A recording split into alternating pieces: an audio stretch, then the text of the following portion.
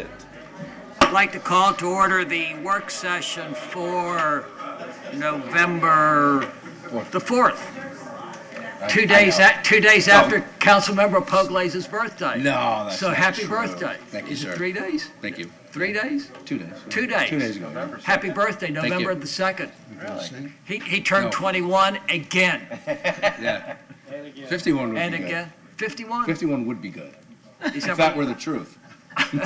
All right, let's go on to agenda item 2.1 then.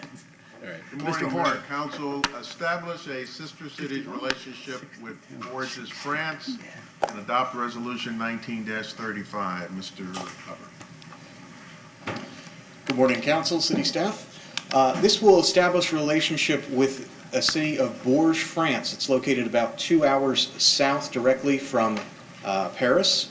The city contacted Mr. Mayor December of last year. The connection is that the Monin Syrup Company was founded in Bourges. They have their North American operations located here in Clearwater. Their economy is based on manufacturing, but mainly also tourism as well. They have some historic cathedrals. The city was established in 52 BC by the Romans, so their history is a little bit longer than ours. But they are very heavily tourist-based. They also have an educational-based system there, 2 universities in the city. It's a very interesting relationship. They approached us and are very eager and excited about the possibility of starting a relationship. Per the International Sister Cities organization, this is a protocol for getting to a formal establishment. Both cities will institute a resolution to declare their interest in partnering, and then the cities will put together a partnership agreement in which we define the terms of the exchanges and what the focuses will be for that relationship. With that, I'll have any questions from you. I'm happy to answer them. Any questions of staff on 2.1? Mr. Hamilton? This is really just kind of the first step of Correct, sir. going through the process. Yes, well, that's part of the first formalized step. We had 2 steps preceding as the initial interest and then contact between the mayors, which a letter has already gone both between our mayor and their mayor. And do we know the process that Monin went through where they, decided on Clearwater as their, and it's wonderful that they're here, don't get me wrong, but how did they pick Clearwater out of all the? That I'll look up for you. I'm happy to figure that out. I'd be interested to know that. Mr. Pugley's. Segueing off the Bonin question, I have heard, and it's maybe rumored, I'm not sure it's true, are they not the largest syrup manufacturer in the United States? They are significantly one of the larger, if not the largest. You'll see their syrups in any coffee shop. They have a variety of them, as well as syrups that are used to enhance beverages as well. That's correct. Mr. Kunda. Thank you. Have you heard what interest have you heard in the community on this idea?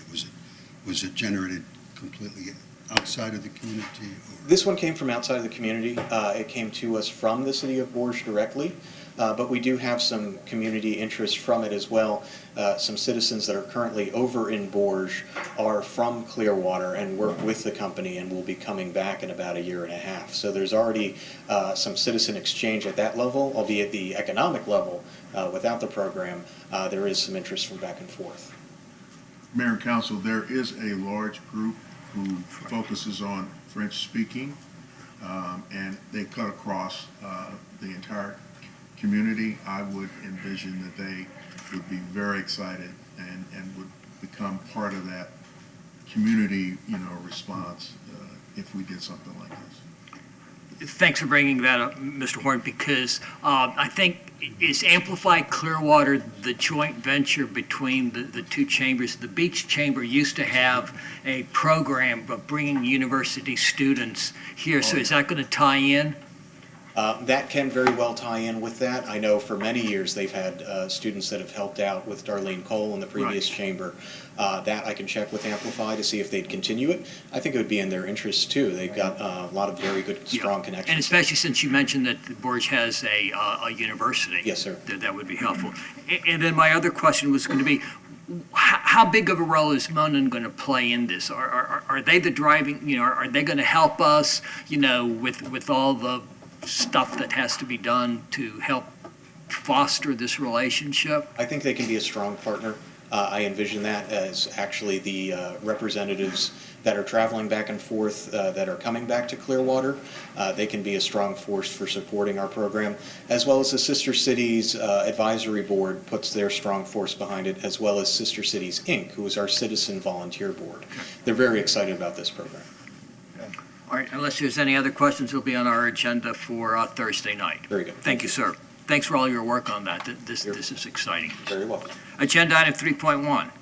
Approve and increase the contract number 900052 for employment-related healthcare services with Baycare Urgent Care LLC in the annual amount of $25,000 for the period January 1, 2019 through December 31st, 2019, and the one-year renewal term option, and authorize the appropriate officials to execute same. Ms. Kirkpatrick. Good morning, Mayor and Council. So in December 2017, Council authorized an agreement with Baycare to provide employment-related healthcare services, including pre-employment physicals as well as drug testing. The term of the initial agreement was for calendar year 2018 with 2 one-year renewal options. We have an open purchasing contract which allows us to spend $25,000 annually for the current year and for 2020, but it is not sufficient to cover actual services rendered. So there's no change to the contract pricing or the scope. We're requesting an additional $25,000 for the current annual term and for the remaining one-year renewal. Any questions of staff on agenda item 3.1? Consent? Nope. Yes. It's not going on consent. Is there a reason it can't? There's no ordinance or anything? It can. Okay. Is that okay, consent? Yes. Thanks. Thank you. 4.1. Award a construction contract to Restocon Corporation of Tampa, Florida in the amount of $848.40 for the Gordon Avenue Garage Restoration Project, and authorize the appropriate officials to execute same. Mr. Johnson. Morning. The North Garden Avenue parking garage provides 250 spaces for the downtown area. What this contract will allow us to do is do our maintenance repairs, basically resealing joints. There's some spalling, cracking with concrete. This basically allows us to maintain the garage in its existing condition, or in a condition that's acceptable, extending the lifespan of that structure. It'll be phased in a manner to keep that garage operational. So I'll be working with the parking department to make sure that what we're trying to do isn't conflicting with the operation of the garage. Any questions on 4.1? Mr. Pugliese. Mayor, thank you. We won't have to, there's no repairs or remedies needed on the new mural wall, right, that would damage the painting or anything? We contacted the CRA and discussed it with them. If there is some stucco repair that's going to need to be done.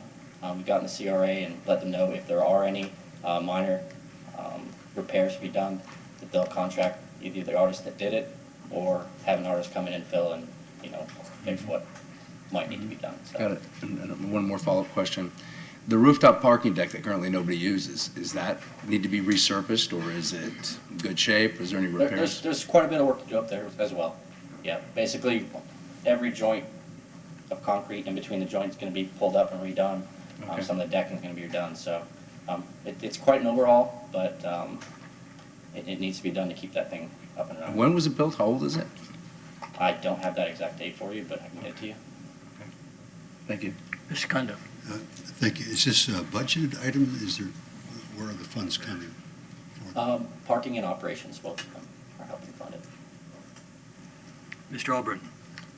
You said it was a phased project. How long was this going to be?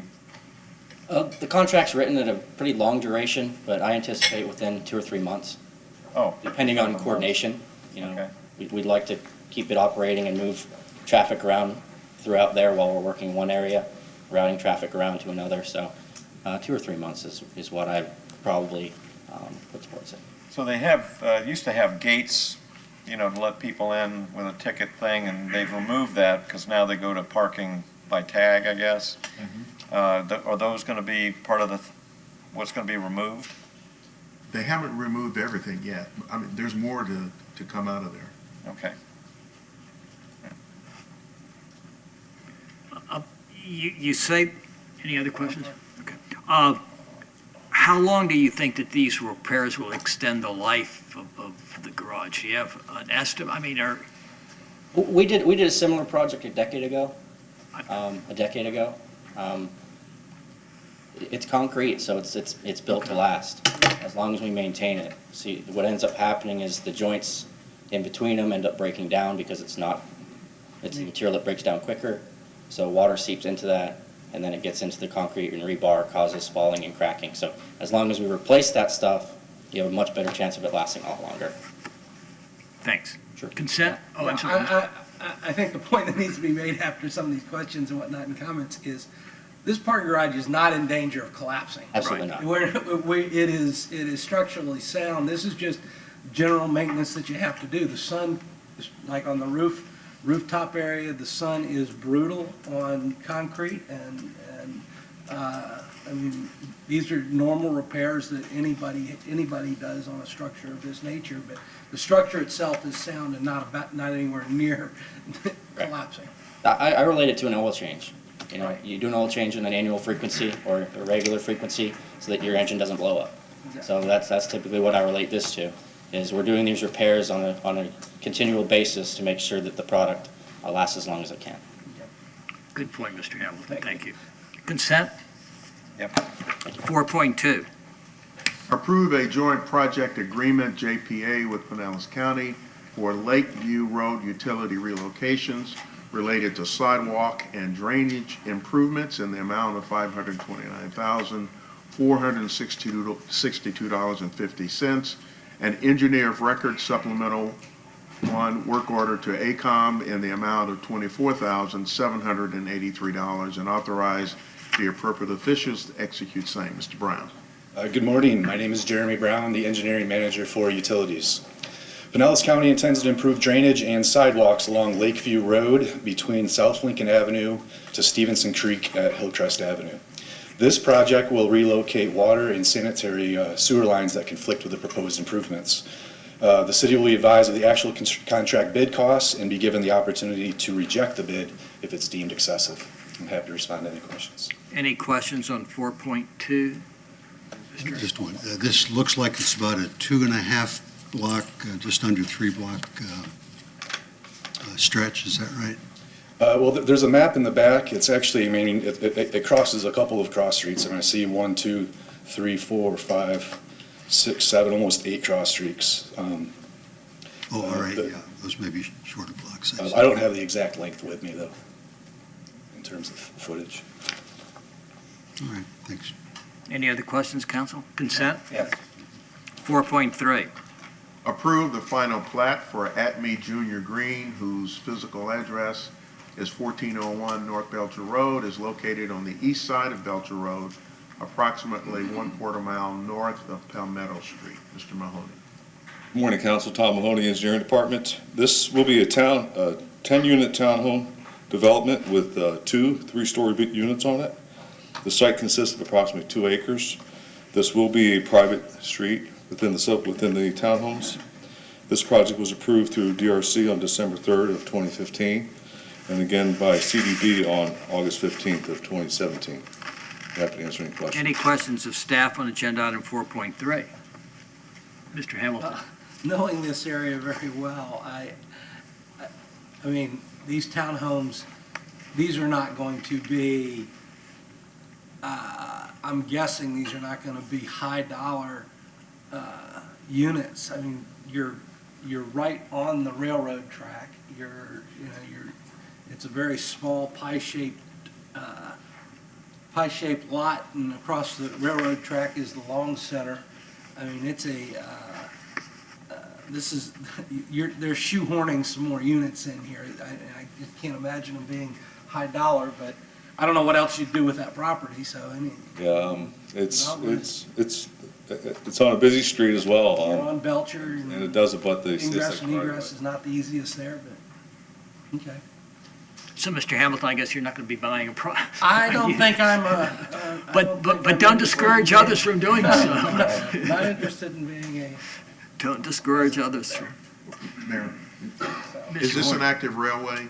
Yes, sir, yes, So absolutely. one of the things that we would want to do is to make sure that that developer informs whoever they're selling these units to that it is an active railway, and that, it doesn't seem practical that we would get involved in any kind of quieting activity. No. But this goes back to what's happened in the downtown, where people bought those condos and.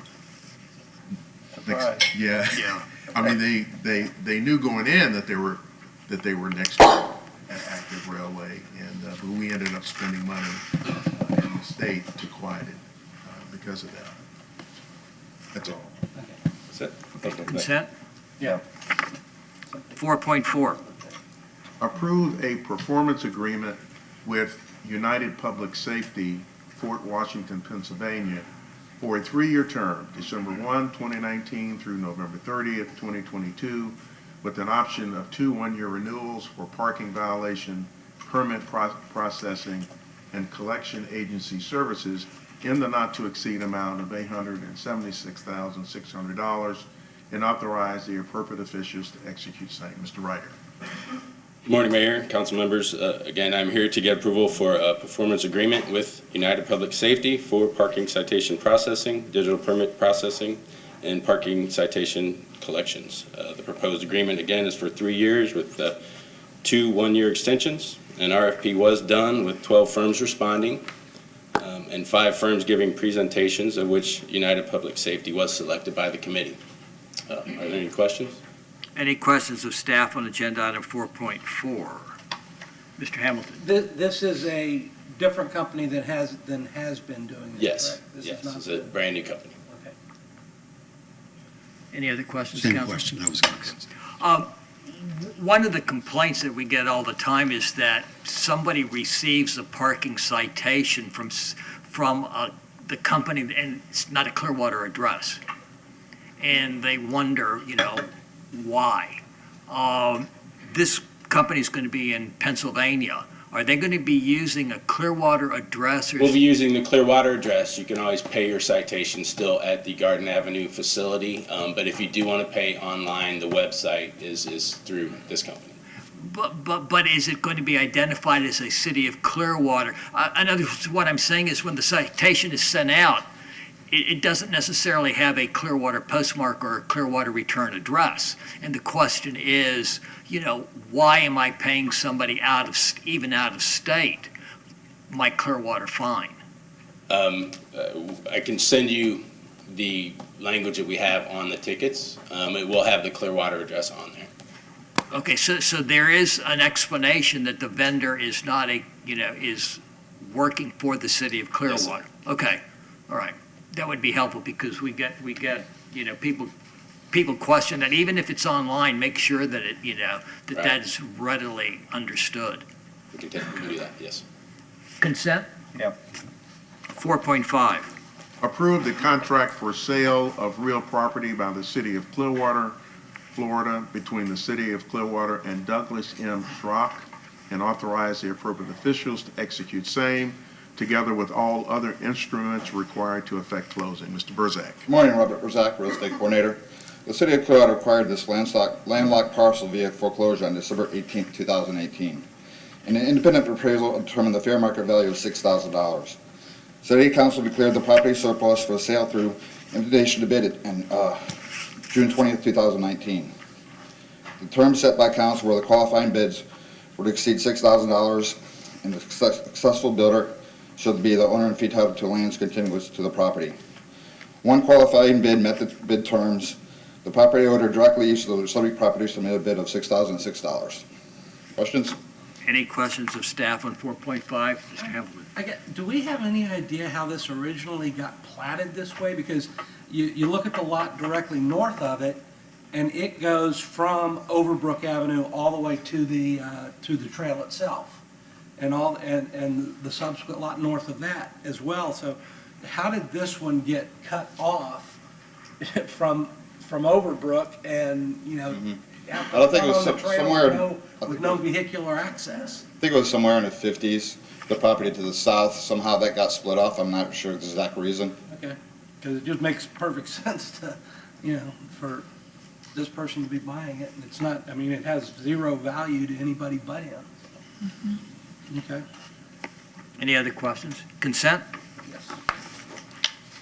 4.6. Approve the second amendment to cooperative funding agreement with Southwest Florida Water Management District for the Clearwater Groundwater Replenishment Project Phase 3, and authorize the appropriate officials to execute same. Mr. Brown. Good morning, my name is Jeremy Brown, the engineering manager for utilities. As you may recall, we held one on excuse me, about 6 months ago to discuss plans to delay the groundwater replenishment project while we complete a water system master plan. Due to the delay, SwiftMud, Southwest Florida Water Management District, has requested the city modify the cooperative funding agreement to allow SwiftMud to utilize some of those funds for other projects while the water master plan is completed. The item before you today is that modified agreement. I'm happy to respond to any questions. Any questions on 4.6? Consent? Well, yeah, we're I'm not, sorry. we're not forfeiting that funding for a future project when we do need it, are we? We're just basically saying you can use it for something else now, but are we forfeiting that money technically? Technically, yes. So we're not guaranteed to get it back? So this was their money that they allocated for us over the years, and they've held that money aside over the years. We've had discussions with them. They've indicated towards us that this project is still going to maintain a high score.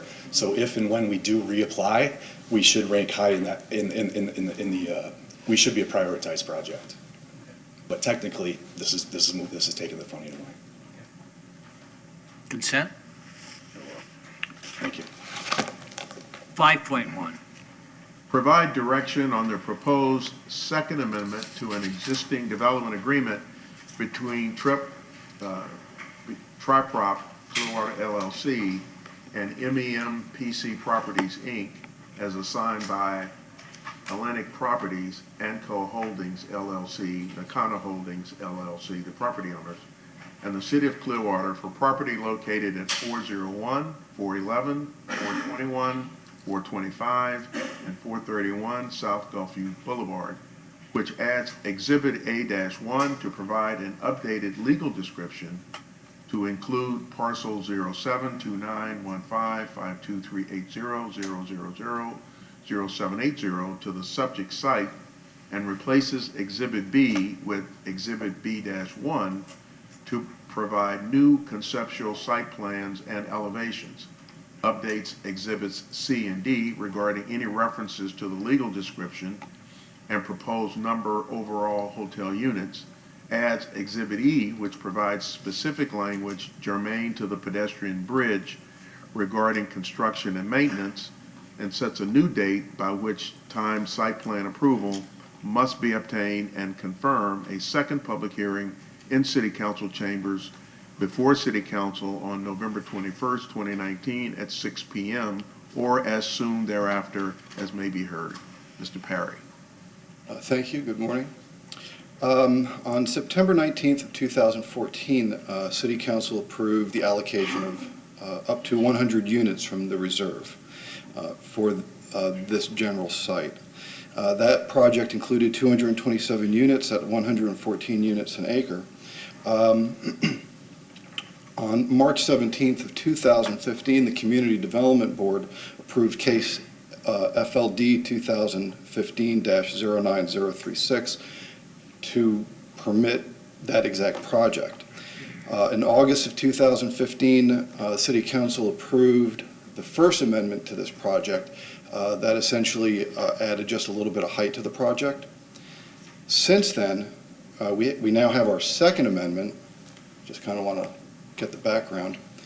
The second amendment is coming through, and for two basic reasons. One, they added property. They bought the Post Corner Pizza site, which might have been shorter than stating the parcel ID number, but they're also proposing a pedestrian bridge that's going to connect this parcel to the Opal Sands across the way. That's the Exhibit E. The height of the building stays the same. The overall number of units goes up to 248 units. The overall density goes down, actually, to just about 103 units per acre. The number of parking spaces required, of course, goes up. And that flexible development application that I mentioned earlier will need to be amended as well. These items are discussed in the development agreement. There's no change to the use of the property. It's still going to be a hotel. In fact, the overall shape of the project is pretty much the same. What the addition of this parcel allowed was just a reorientation and consolidation of the parking component so that it's pretty much all on the south side of the site. Other than that, the basic shape and form of the project is remaining the same. We've reviewed this against our community development code, and as I noted, to move forward, assuming approval of the Second Amendment, they will have to amend the existing flexible development approval. The setbacks are all the same as they were originally approved, actually, so is the height. The project continues to appear to be consistent with the Beach by Design guidelines, and it's also continues to be consistent with the requirements for allocation of units from the reserve. One point I do want to note, because I'll bet somebody will ask, no, there are no units left in the reserve. They are not getting any more units. The number of units that have been allocated, 100 units, that remains the same. So there's no change with regard to that. The only extra units they've gotten are the base density of 50 units to the acre for the additional parcel. So that's it. If there are any questions, I'd be happy to try to answer them. Any questions of staff on 5.1? Mr. Hamilton? My understanding, the big change in this is originally the developer, owner of the property, did not own the Post Corner Pizza property. Correct. They have now negotiated and have purchased the Post Corner Pizza property, so that they brought that in. That's where they're getting their additional motel units because of that acreage there. But they're now also, my understanding is that in the new design, there will be 250 additional public parking spaces that were not in the original design, correct? Yeah, they're providing excess parking. And, I mean, at this stage, they're still working out the exact floor design and all that. So they don't have the exact number of parking spaces that they're going to provide.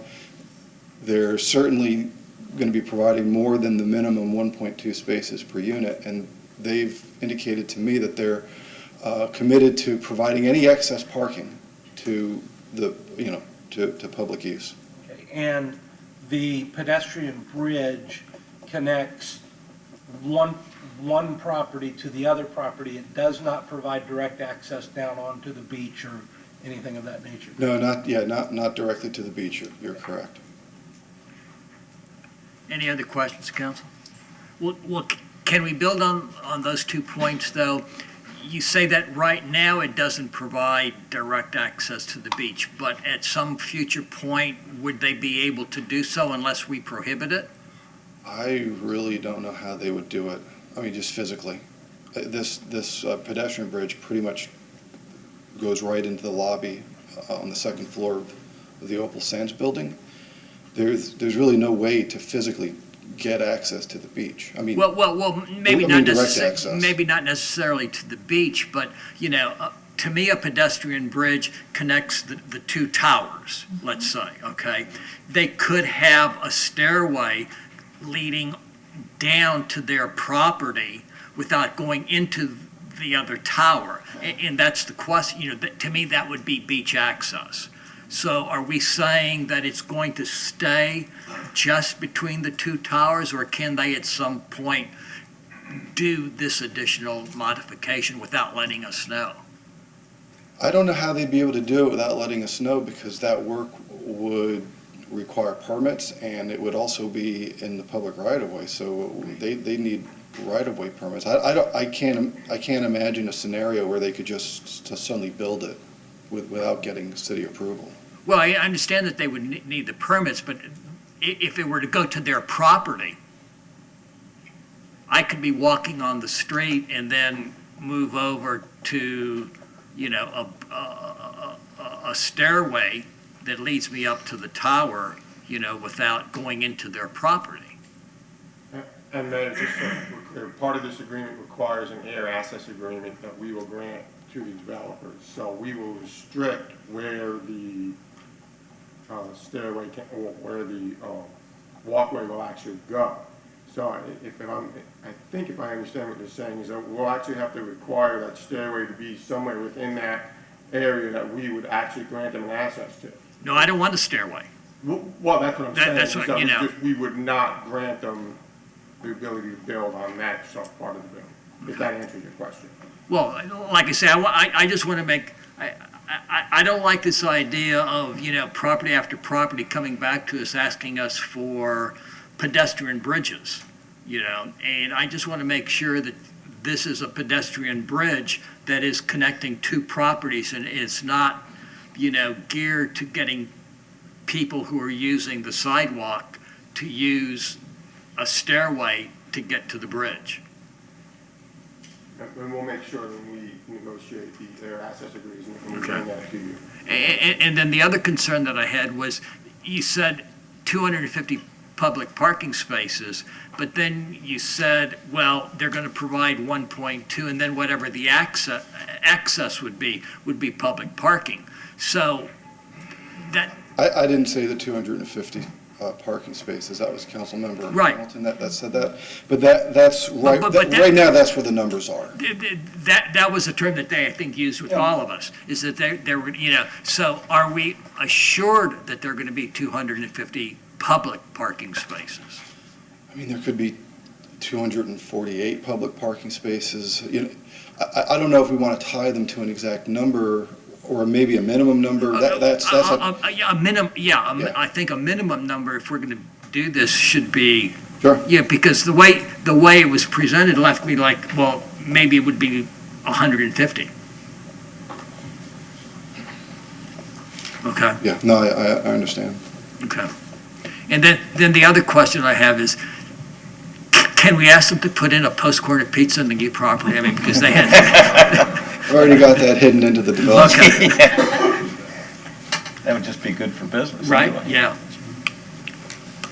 Mr. Albrecht. Okay, so I'm just trying to understand your question about now this is actually going to be on the east side of the road, so from my thoughts about the original plan that came to me when I was on CDB was it was the end point of the beach walk to go into their hotel, so people can go in and out, is that correct? Mm-hmm.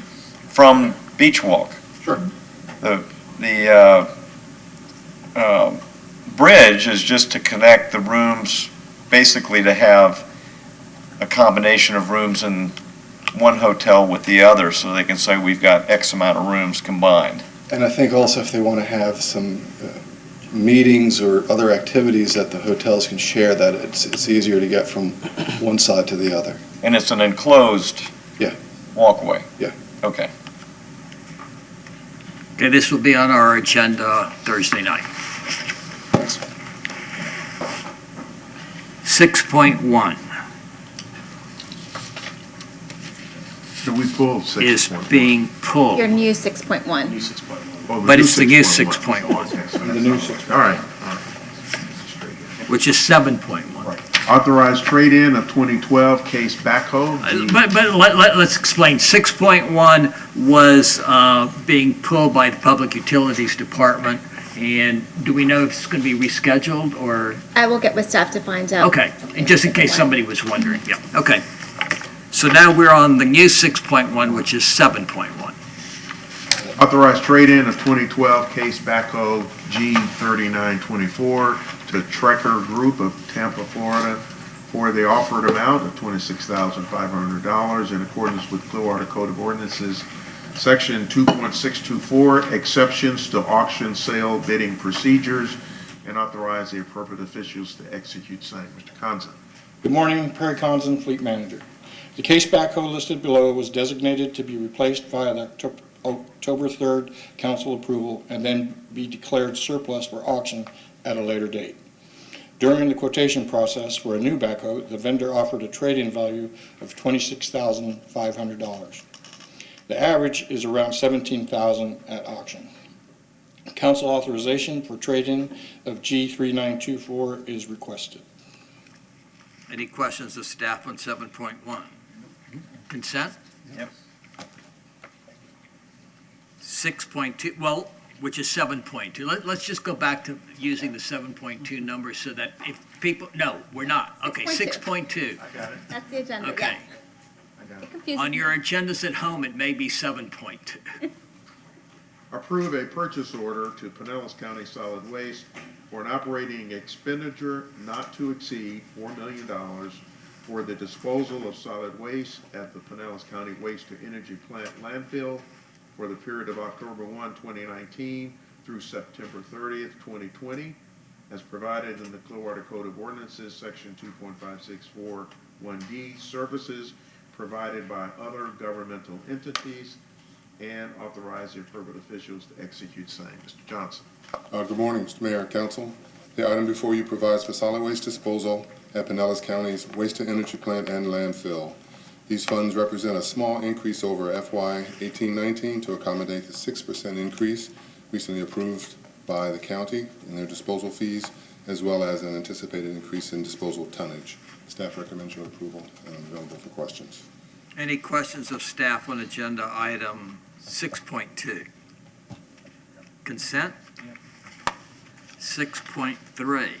Approve award of invitation to bid 55-19 for the purchase and installation of onboard tractor and trailer weighing systems from Tampa Crane and Body Acquisition LLC in the amount of $120,700 and authorize the appropriate officials to execute same. Mr. Johnson again.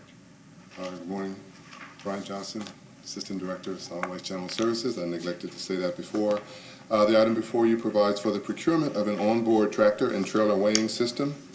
This system allows the city's new transfer station to operate at maximum efficiency by providing the drivers and crane operators with real-time load weights. This information will allow solid waste staff to prevent dangerous and illegal overloading of trailers and will also avoid wasted resources resulting from underloading. Staff recommends your approval. Any questions on 6.3? Mr. Kondo. These aren't the two that are outside. Where will this vehicle operate? You're correct. We have inbound and outbound in-ground scales that are a part of the system. This item provides scales built into the vehicles themselves, into the tractor and the trailer, so that as it is being loaded, we have real-time load weights. There's a display in the cab for the driver to see and a wall-mounted display for the crane operator to see so they can monitor real-time load weights into the trailer as it's being loaded. Sir, is this something that we're going to be working toward for each of our vehicles then, or?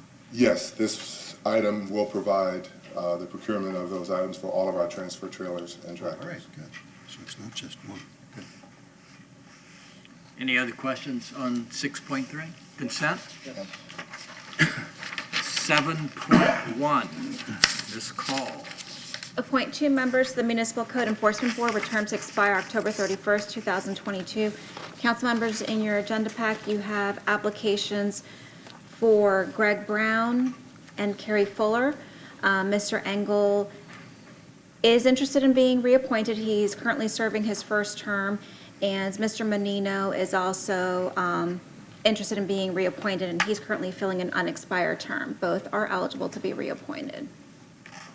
Any questions or comments for 8.1? Mr. Albritton. Yeah, well, Mr. Menino is running for council, so that would, If he is elected, then he would actually have to resign, but he is not required by law to resign now, only because it's a volunteer board. Okay. I think we should reappoint both, since they're both eligible and both interested, reappoint both of them, and we'll cross your bridge when we get to it. If necessary. May I place it on Put that on consent?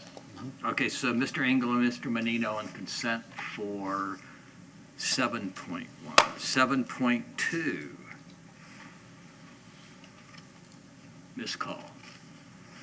Appoint one member to the Public Art and Design Board as a citizen representative to fill the remainder of an unexpired term through April 30, 2021. Council members, in your agenda pack, you have applications for Jonathan Barnes and Meg Taylor. Both are interested in serving. Ms. Cunningham has resigned, so that is a reason for the appointment. Mr. Barnes, from what I understand, Mr. Hubbard has explained to me that he would be an interesting appointment, just for your consideration, only because of his art background. He has extensive art background, so. Are there any questions? Both of these are sitting on other boards. Correct. So if we were to appoint, well, one of them, then we would have to go back and appoint. So do we have applications pending for municipal code and nuisance abatement? We actually do have applications for code board, since the item beforehand was to reappoint. I'll create another, an agenda item Okay, for next month so for that one. Okay. Yeah, Mr. I think- Hambley. I would like to see Mr. Barnes on there, given his arts background, for this board. I agree. Okay, so, and then the third person, that would create then the vacancy on municipal code? Correct. And you said that you had a third So applicant? Mr. for the item beforehand, we had Mr. Brown and Carrie Fuller. But Mr. Brown is on the nuisance abatement board. It's true, we have a situation, but nuisance abatement board does not meet as often, so it does buy me some time to find individuals who are willing to serve on that board. You don't have you don't have any, I'm not in front of me right now, but we may have a pool already. and then the other applicant is Mr. Fuller? Yeah, Carrie Fuller. Any thoughts, council, or do y'all want to just leave that? Or I can bring that back at the next month's meeting. I was just trying to, get it out of the way today if we could. Mr.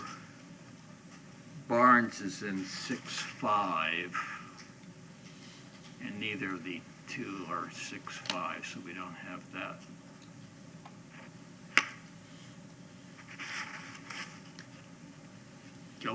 Y'all want her to bring it back then? All right, we'll just bring it back. Okay. Okay? So we'll put 8.2, we'll put Mr. Barnes on consent. Okay.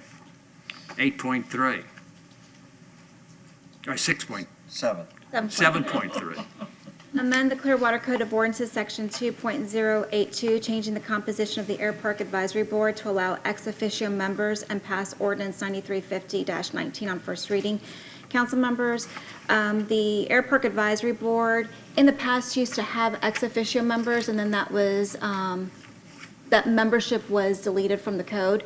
In speaking with staff, they would like the opportunity, with changes coming up, if there is a need for technical expertise that's not available locally or on the board itself, that they are permitted to appoint an ex officio member. It is permissible, it would not be a requirement, but the individual would know that they would serve in that capacity only. Okay. Any questions? This will be on our agenda the Thursday night. 7.4. Amend City Council Policies 2.2, the Audit Committee, 3.7, information available to the public and press, and 5-14, welcome letters, and add City Council Policies 6.2, brick streets, and 8.5, renaming city parks. In your agenda packs, Council, I had copies of the changes that are being implemented. So for the Policy 2.2 Audit Committee, that was due to recent legislative changes. that's requiring the audit selection committee. And Ms. Yvonne Taylor is here if you have any questions directed to that specific change. No. Policy 37, information available to the public and press. This language has been in for quite some time, but due to technology and how we actually do the work, the information available to the press and to the public can either go from my office, from public communications, or directly from the city manager or the city attorney's staff. So we're just trying to clean up the language so that it reflects what we're currently doing. Okay. Policy 514, welcome letters. This is another policy that's been around for quite some time. Due to some changes, particularly like the bigger annexation changes, planning has automatically included a letter welcoming the residents. So this language is reflecting that change, that planning is providing that information, the welcome packets, welcoming residents into the city limits.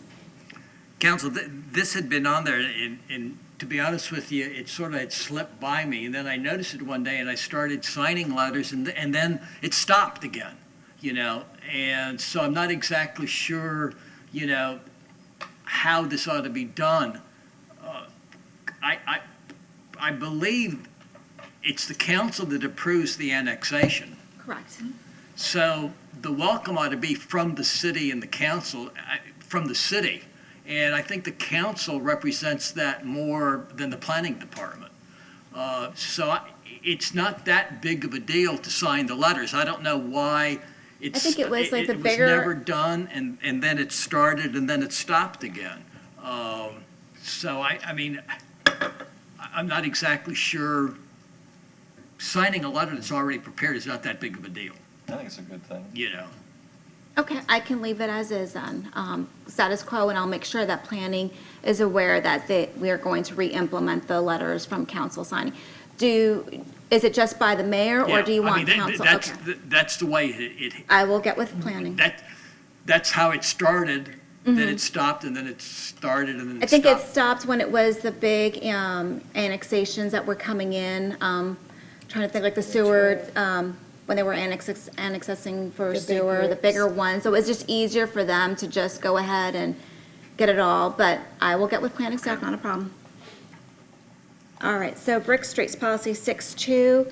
Council members, back in 2015, you adopted a policy regarding the installation of brick streets within city limits and approved the policy. Engineering had adopted the policy, but it was never memorializing city council policy. So this is just the policy that you had adopted back in 2015, but we're actually including it in city council policies. Mr. Hamilton. Do we have, I'm trying to see in here,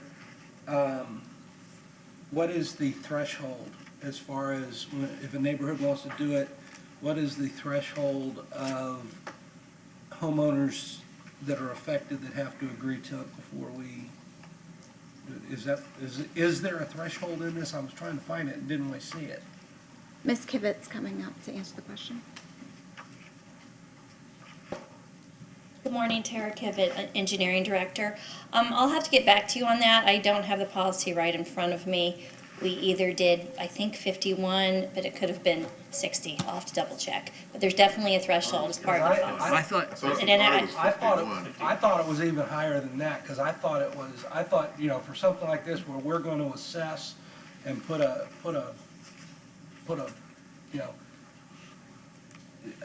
cost somebody, force somebody to pay this money to do it, I thought we had a threshold that was even higher than 51. I thought we were up around. It's 51%. It's on 2A. 2A, correct. No, it says 51. I thought we had a threshold in Harbor Oaks. I thought we talked about the threshold being at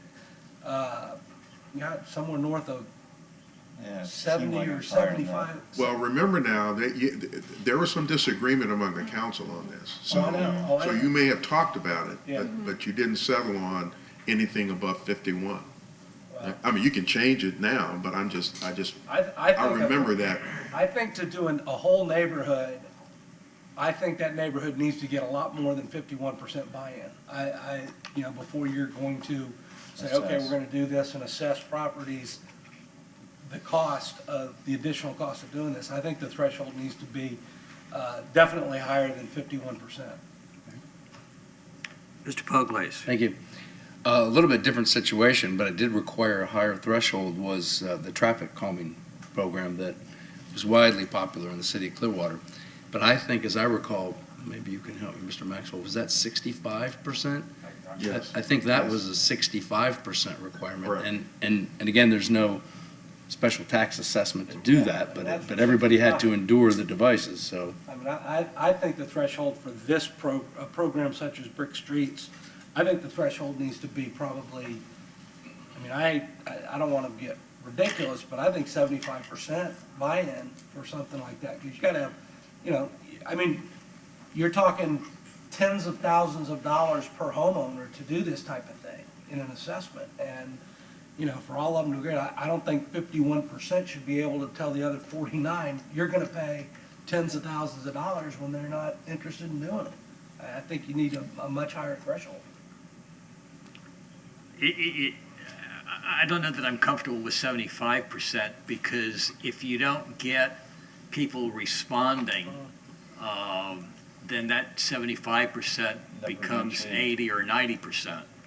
You know, would Maybe two-thirds. would two-thirds be okay Yeah, with 66? 65, 66%, a two-thirds majority. Just say 2/3. It's got to be more than 51 in my book. And then, you know, let's clarify that a little further. Do we mean 2/3 of the property owners, whether they vote or not vote, or 2/3 of the votes? Ms. Aiken? Yes, sir. The way it's currently written is it's 51% of the property frontage, not necessarily the owners or the property owners. So you're looking at 51% of the frontage. So if someone has all of one street, that's still, you count their frontage, not the number of people voting. So if someone owns a 50-foot lot and someone else owns a 200-foot lot, you're not looking, you may have more 50-foot lots vote against it, but if the larger lots vote for it, you're looking at frontage feet. Bigger stake, like corner Yes. lot. A corner Yes. lot, yeah, corner lot. Corner lot would be a great example. You may, if you want to make substantial substantive changes to this, you may want staff to come back and give you a more detailed discussion on it, because this was a lengthy discussion when you decided on this process. It was very contentious. It was very contentious, very Lawsuits threatened, lengthy, this needs to be a looked at lot of more. analysis. And so I think if you want to be substantively changing this, we should probably bring some of that discussion back to you. Yeah, let's just pull the Brick Streets portion out of this, I Yeah. would say, for now, and for Okay. future discussion. Okay? Good. Renaming city And park. last item, policy 85, renaming city parks. Council members, the policy already currently exists. It was adopted back in 2009 by resolution. I'm just memorializing it in city council policies, given with recent staff changes. It gets difficult sometimes, people don't forget, so it was just easier to keep it there. Okay. And this will be on the agenda for Thursday night, with the exception of the Brick Streets portion. Yes, so my next question is, would you like me to, since there weren't any changes with the exception of Brick Streets, I can remove the Brick Streets language and place it on consent? I'm okay with that. Good. There's no resolution. No resolution. Right. Yeah. Okay. Now he's checking on how the language was for the letters to the properties, but. Oh, well, no, that one will be, I'll leave it as Leave status it quo. as is. Yes. Are you ready for the next one? Yes. 7.5. Approve the 2020 state legislative priorities. Council members, I've provided a copy of the legislative agenda that I will work with staff as well as our state lobbying team to make sure that they are being advocating on our behalf during the state session. I'm going to go over some of the changes from last year. The first bullet, provide full funding of the Florida State and Housing Local Trust Funds. I've added the following language, and ensure those funds be used exclusively for housing, knowing that they do raid the trust fund for other programs. This way, there's some language that not only do we want the full funding, but we want to make sure that They're used strictly for housing. The other items that I've added are establish a framework for a state water infrastructure and water quality funding program that includes sustainable utility practices and intergovernmental coordination. Allow municipalities to establish smoke-free zones within the boundaries of a city park.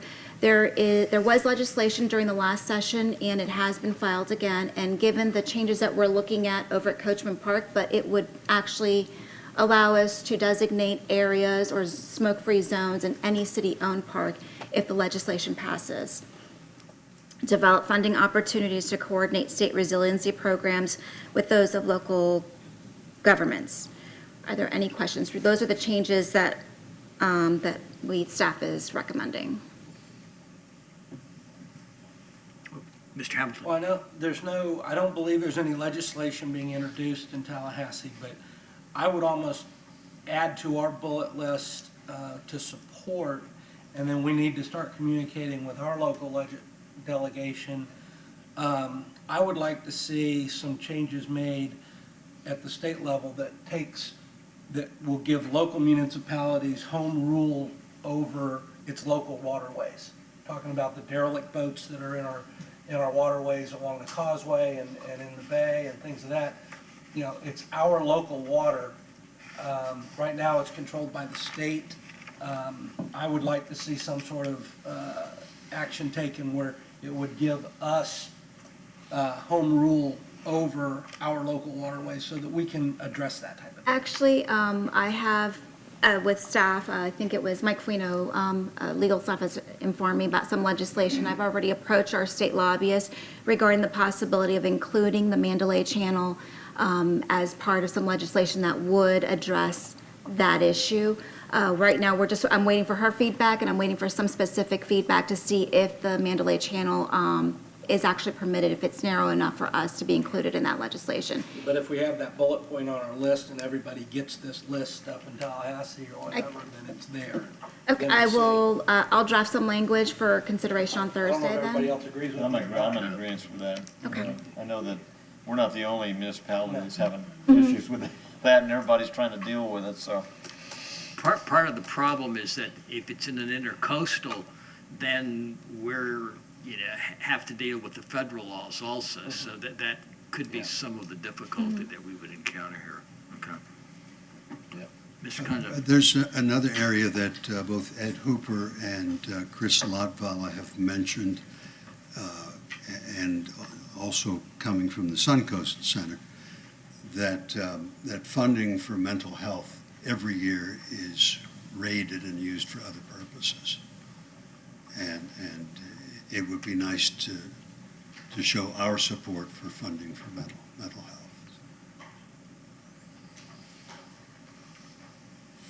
I'll add a bullet as well for Thursday's consideration. Okay. Unrelated to the legislative package, I've also been approached by Clearwater, Amplify Clearwater. Sorry about that. Regarding, are interested in hosting a Clearwater Day up in Tallahassee, December. Oh, wait, excuse me one second. The issues to oppose. No changes there. But I have a question. Sure. Because you say changes to existing laws related to offshore oil drilling. But if those, and it says issues to oppose, but if it's to strengthen those laws, someone could interpret what we're saying as being opposed to them. Yeah, we should be. So I think it needs to lessening be of changes to existing, we oppose changes to existing laws which would weaken existing or maybe not weaken. Okay. I'll bring something We need for Thursday. we need an adjective which side you're opposing. Okay. Okay? I have a comment as well, if everybody's finished. On the list here? Yeah, go ahead. And Mr. Poglace.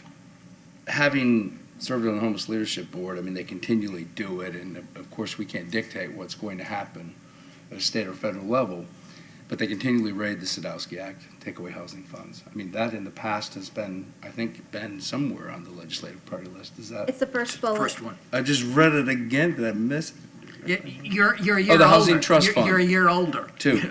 Yeah. Okay, it doesn't say Sadowski, but yeah, there you go. Okay. Okay. got it, thank you. All right. Okay, so. Amplify Clearwater. Amplify Clearwater is requesting, or would like to know if there's any interest by council to assist them with their Clearwater Day in Tallahassee. It will be December 10th, and they're looking at meeting with legislators, but also they would like to coordinate a reception and would like to know if council would be interested in participating in the event. And I will work with them in terms of the logistics, in terms of getting there. And I thought we had gotten a note that they were looking at a different date. Did I?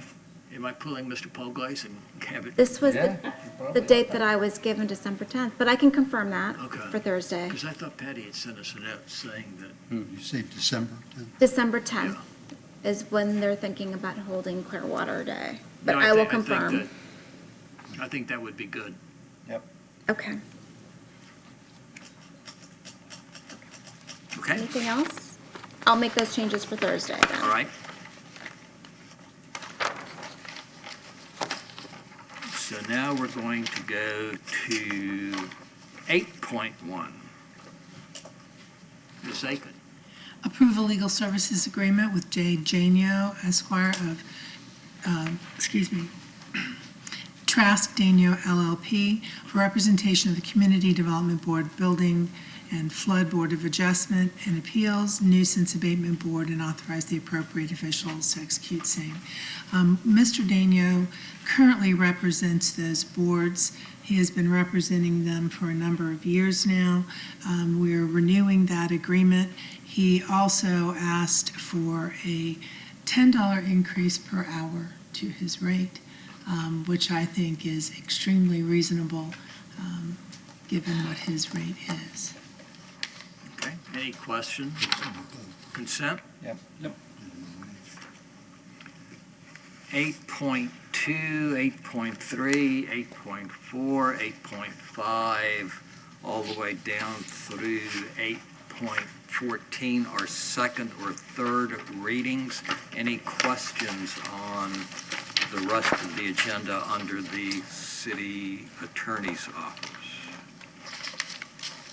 They will all be on our agenda for Thursday night then. 9.1, Mr. Horn. Waterfront redevelopment update, Coachman Park, North Marina, Mr. Delk. Michael Delk, Assistant City Manager. Going to run you through here very briefly kind of an update on some of our initiatives. I want to start off with one that we're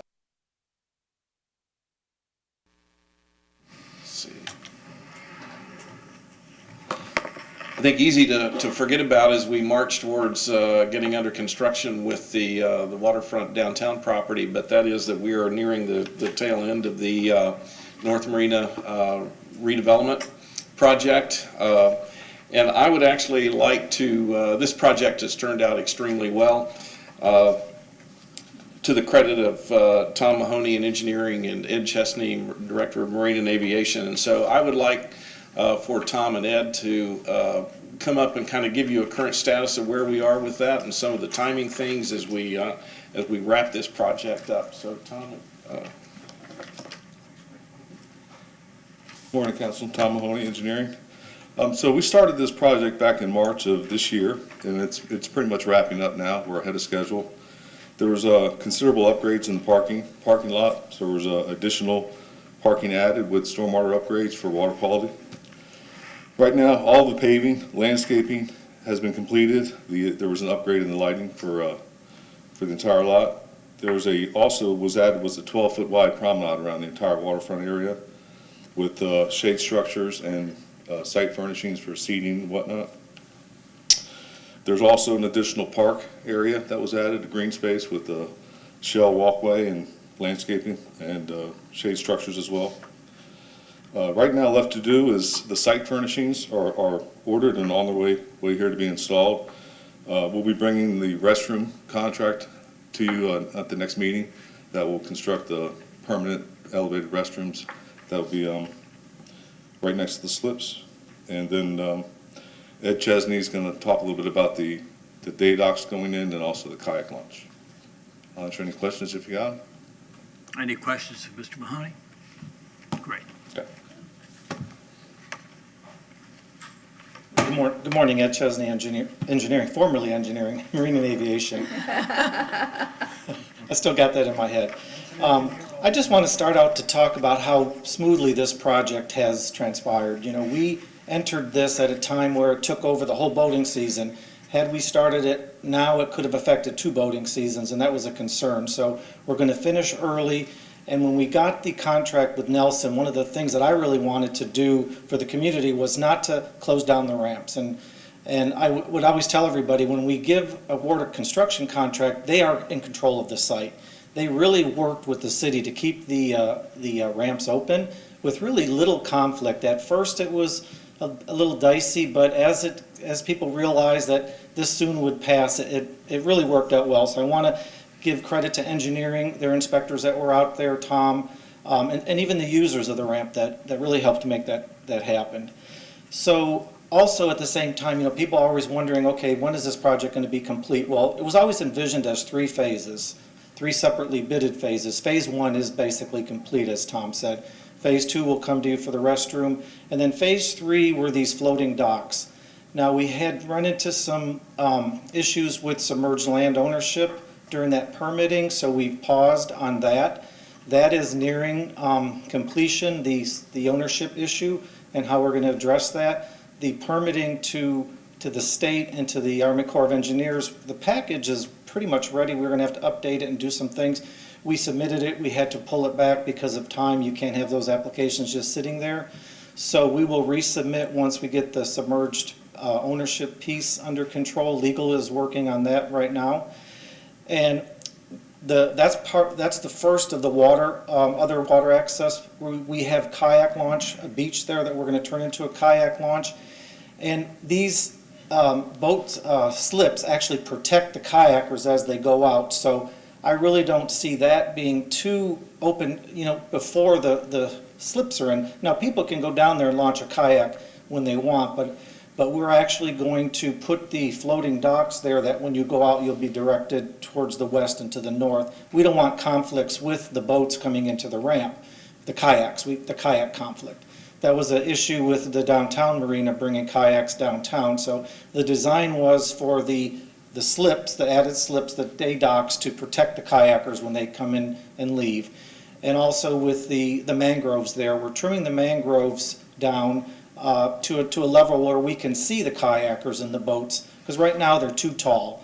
And we have the ability with the state and the county to trim those and maintain them at a level of safety for the users of the ramp. Right now, when you're right at the tip there, you're obscured by these tall mangroves. So we're going to start trimming those per the regulations and maintain them throughout the process there. So that's kind of the update with those 2 phases, if you have any other questions. What I heard there is you can trim mangroves. But he said per regulation. Absolutely. Per regulation. But, you know, we got a lot of mangroves along Clearwater Causeway that can be trimmed. We never said you couldn't trim them. It's the authority to trim them. That was the issue. Per regulation. Probably 50% of them are mangroves. It's always hard to know what goes on behind the scenes, but I'll tell you, this project is better than we started out anticipating that it would be, in large part to Tom and Ed's diligence and some support from legal on some of the ownership issues with the. So I think, you know, we're going to be in a position to exceed expectations when this project is completely done.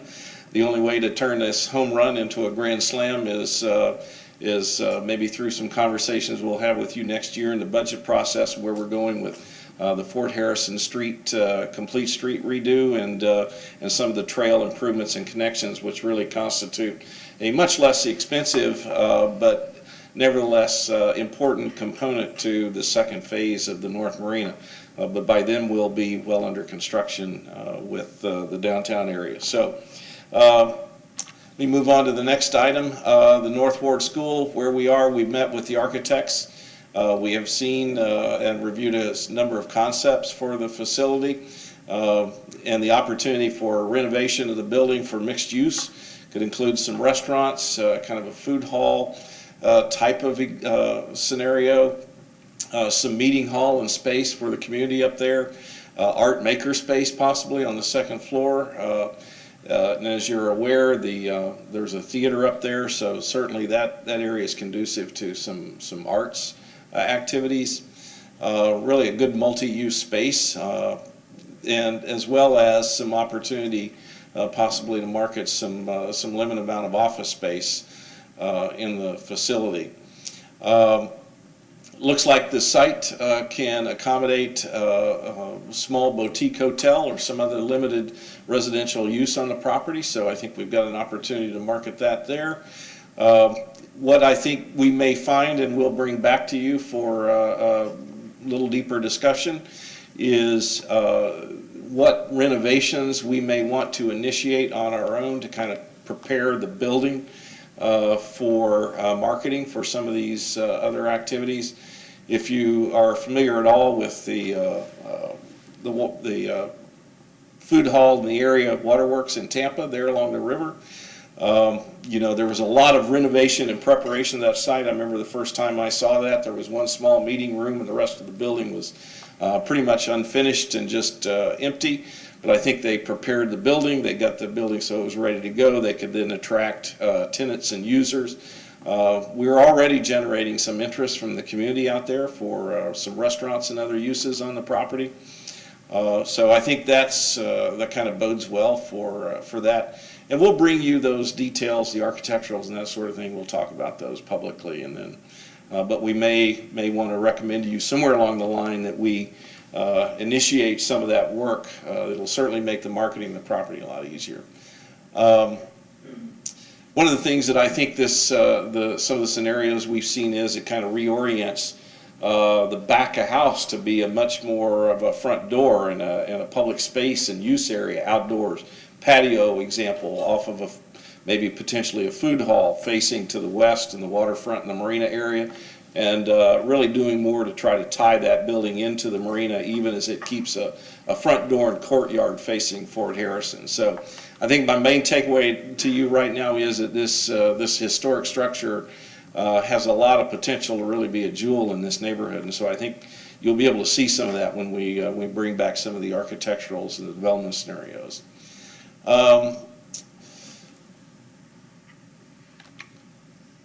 The economic analysis, HR&A is very close to finishing that work. We should have that, you know, probably within the next week or so.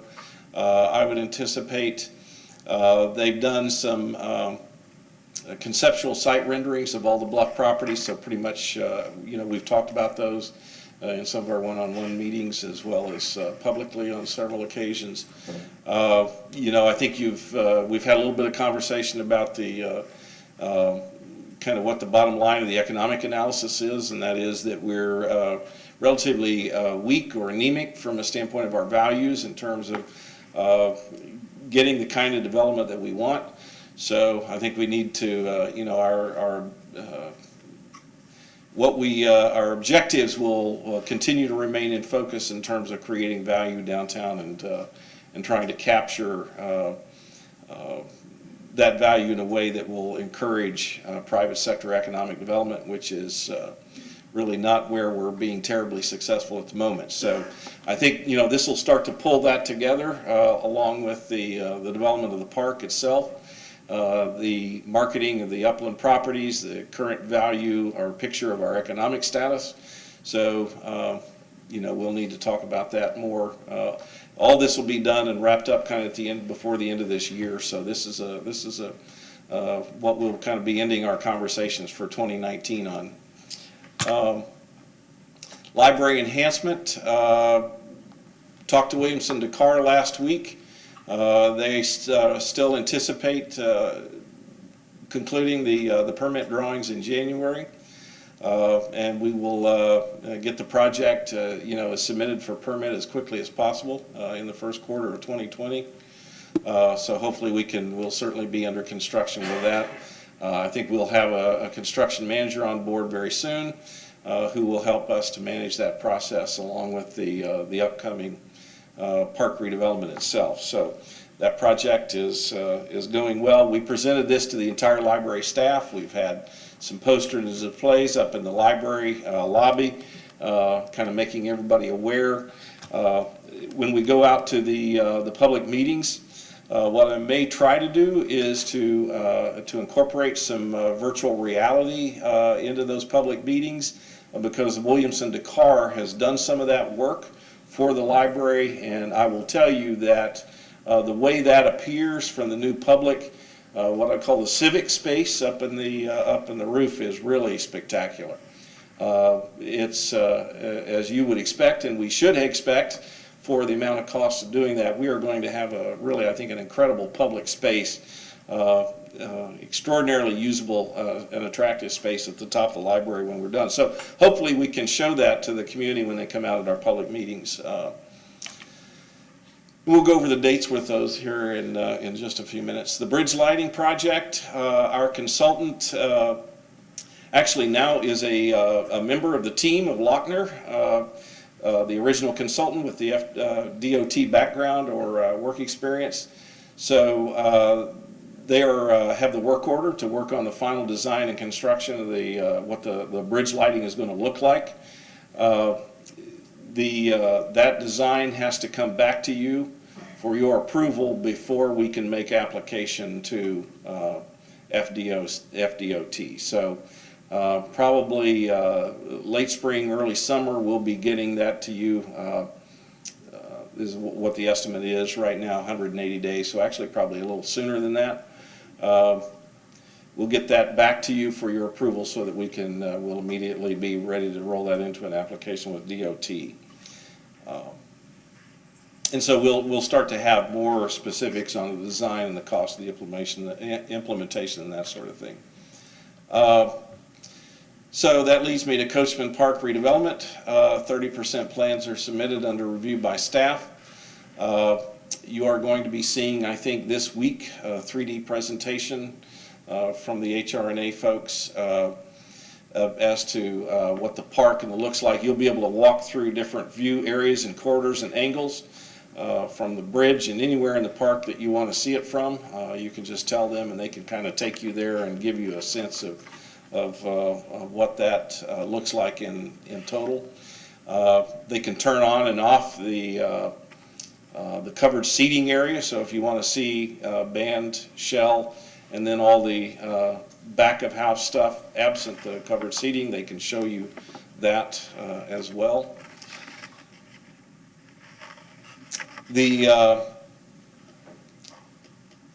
We are currently, I've asked staff to take a look at, and we are working on a complete list of the assessment of the current and its anticipated use for the park and amphitheater.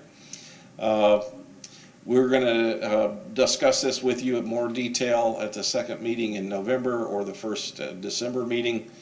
There are management and fiscal implications of this I think we need to kind of talk through. The number of event days, if you add them all up, including the city events that we can do, and these are all things that we've talked about wanting to do with the amphitheater approach. These add up to 128 to 140 some days a year of impact, use impact days. So I think we want to talk through that with you. We want to talk about. We need to revisit. We've had some of this information provided in the past, but the number of FTEs required for a facility of this size, what that means to us, and we probably also, some of our partners who have expressed the greatest interest in using this facility. As I don't need to tell you, there's no participation there in capital costs, but I think we would at this point from a staff standpoint have an anticipation that you would want to recover operational costs when we lease out this facility for use by others. And so there are no assurances that we have in terms of the level of use that these partners want to bring to the table. So this is speculatory at this point, or speculative, but we want to kind of walk you through what those operational numbers and characteristics are so that you have an idea of what we're looking at in terms of this, the use of this facility. Timelines are unchanged. plans be completed. I think Stantec is still targeting May 2020. I always hesitant to say too much about the timing because so many things are flexible and changeable in that area, but I think they're really trying to look at, from a utility standpoint, things that we can get started on a little sooner rather than later, but generally the target is for the completion of those plans by May 2020 is where we are currently. It's not really changed. The Park Board, I think, has completed the review of the park renaming and recommended approval, or they're getting ready to at that meeting. So, I don't know, is Kevin? Tomorrow. So we'll have that, we'll know that by Thursday night. That's it.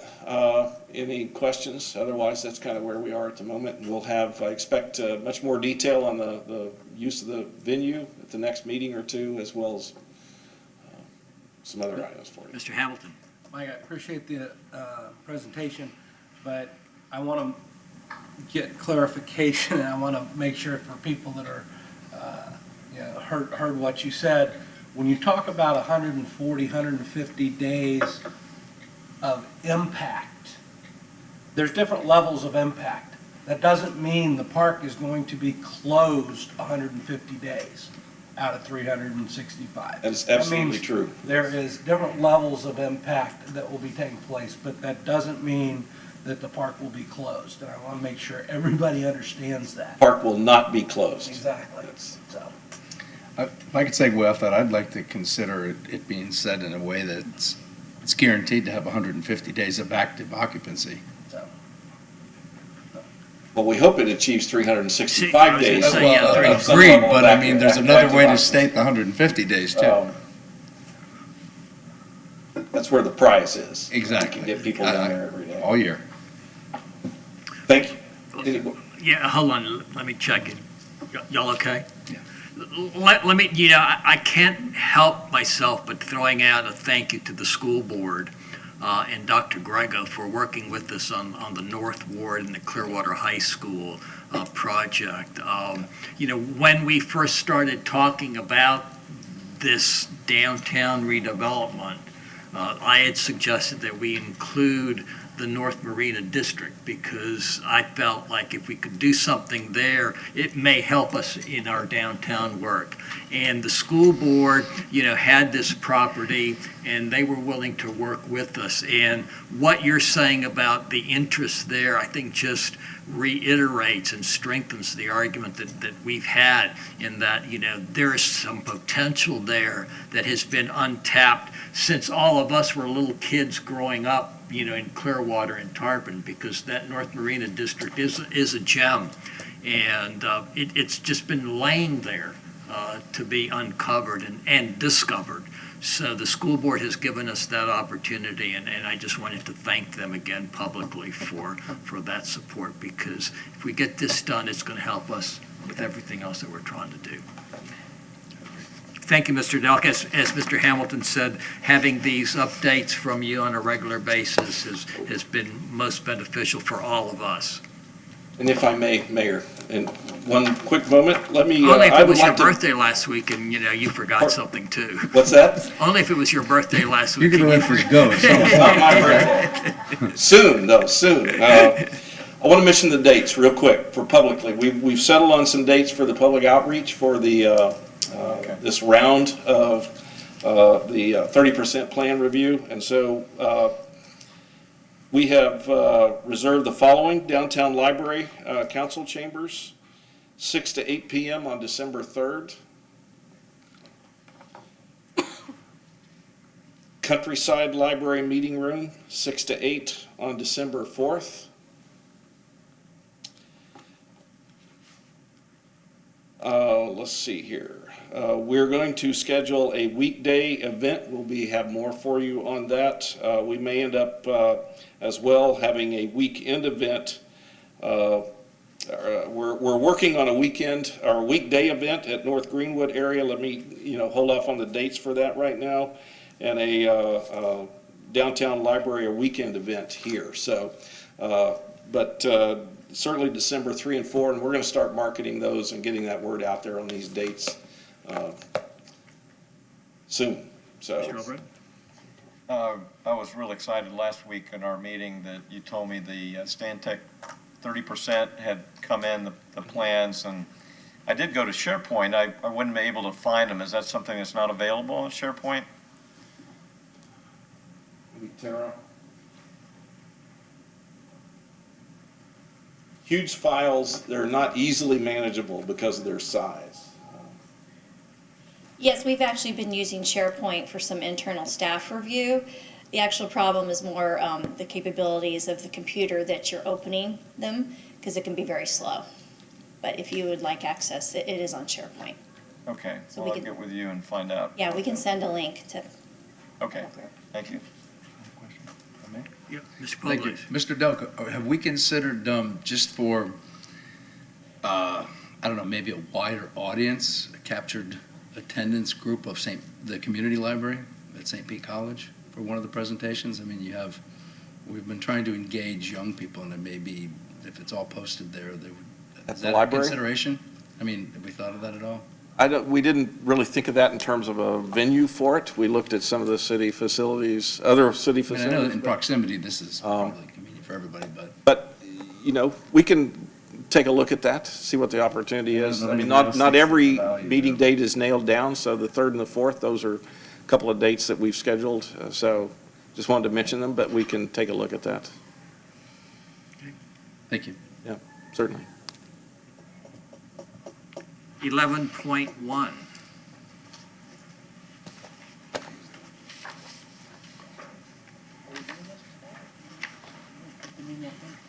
I think she's just giving you a briefing. I don't know. Yeah. Good morning, Mayor and Council. Today we are here to discuss salary for the city manager and city attorney positions. At the October 3rd, 2019 council meeting, the council reviewed the performance evaluation of both of those positions, and so, it's typical that a subsequent meeting that you would discuss pay. So, as was discussed at our one-on-one meetings, the Human Resources Department has updated the standard analysis that's performed every year in regards to those two positions. We provided traditional jurisdiction matches that include both county and city matches. I'm going to briefly just go through that spreadsheet that was provided to you. I'm going to start with the city manager position and go through all of that, and then I will do the same analysis for the city attorney position. So in comparison of the city manager position to other local jurisdictions of similar size and similar nature, the city manager position is showing to be 14.1% behind the market in actual salary. Using those same comparators, however, removing the county jurisdictions from that, the city manager position remains 7.3% behind actual salaries for those jurisdictions. We also did a comparison for the city manager position, looking at similar sized cities across the state of Florida in comparison for similar populations. That showed that the city manager position is 12.6 behind the actual salaries of those jurisdictions. Additionally, we did a comparison for the city manager position with similar size employee counts.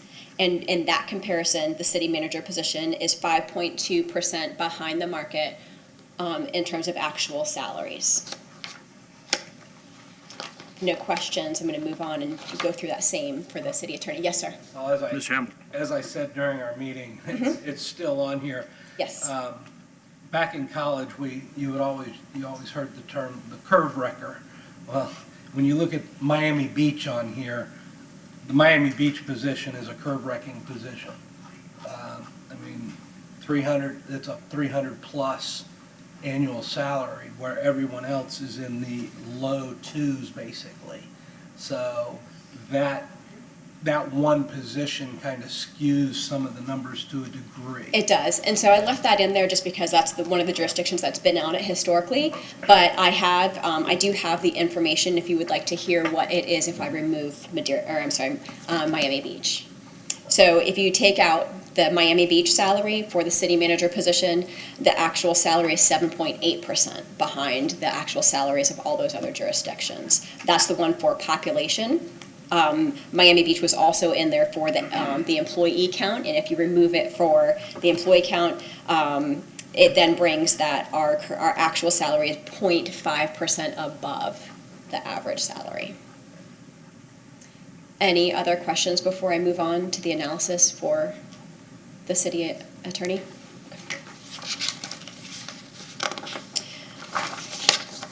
So in looking at the actual salary for the city attorney for those same jurisdictions that are local to us, the actual salary is 9% behind the market. That's for both city and counties.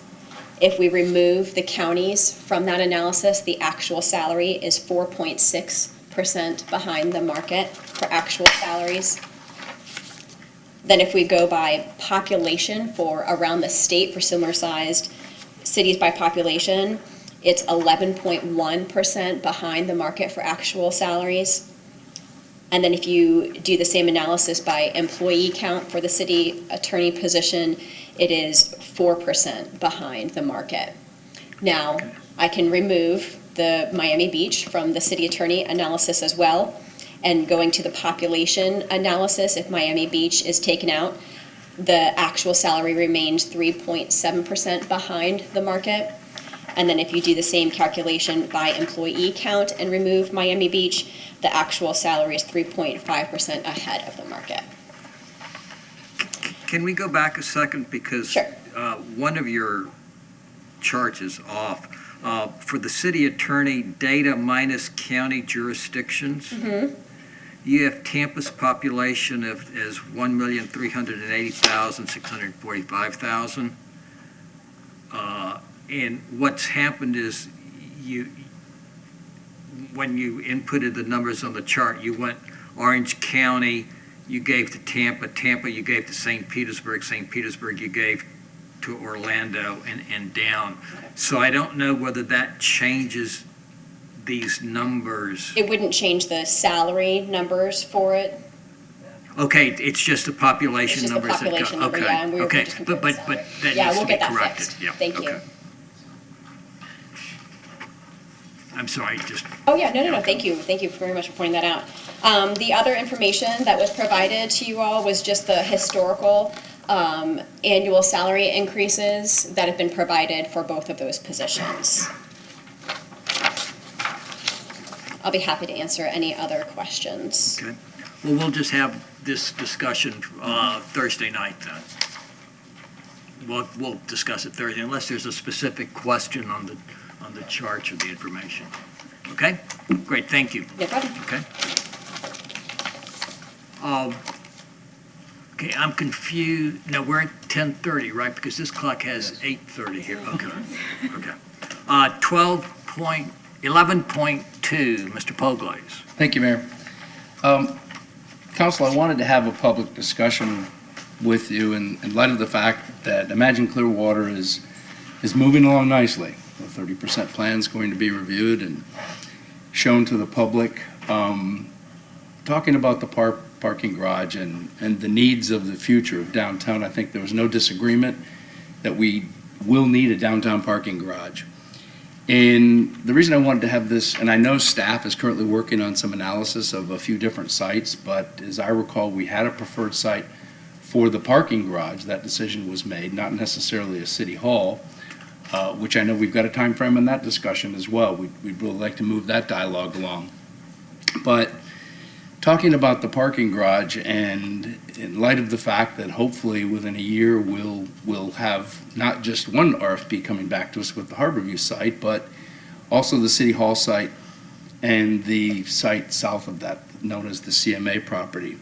So I wanted to have a public conversation. I wanted to be more proactive than reactive, and CRA director was kind enough to facilitate a phone conversation with me, with our consultant who was out of state, to answer several questions. But I still wasn't 100% comfortable with all of the responses, and that's why I wanted to share it with you. We're going to need, and it was also shared with me that it's kind of like a living, breathing document.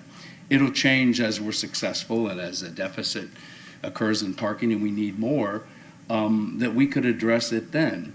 But I thought some key things were important to discuss at least now that we're moving forward and that we're going to be losing some parking. We're going to lose the CMA lot, hopefully within a year or 2 years, and we're going to be losing the City Hall lot.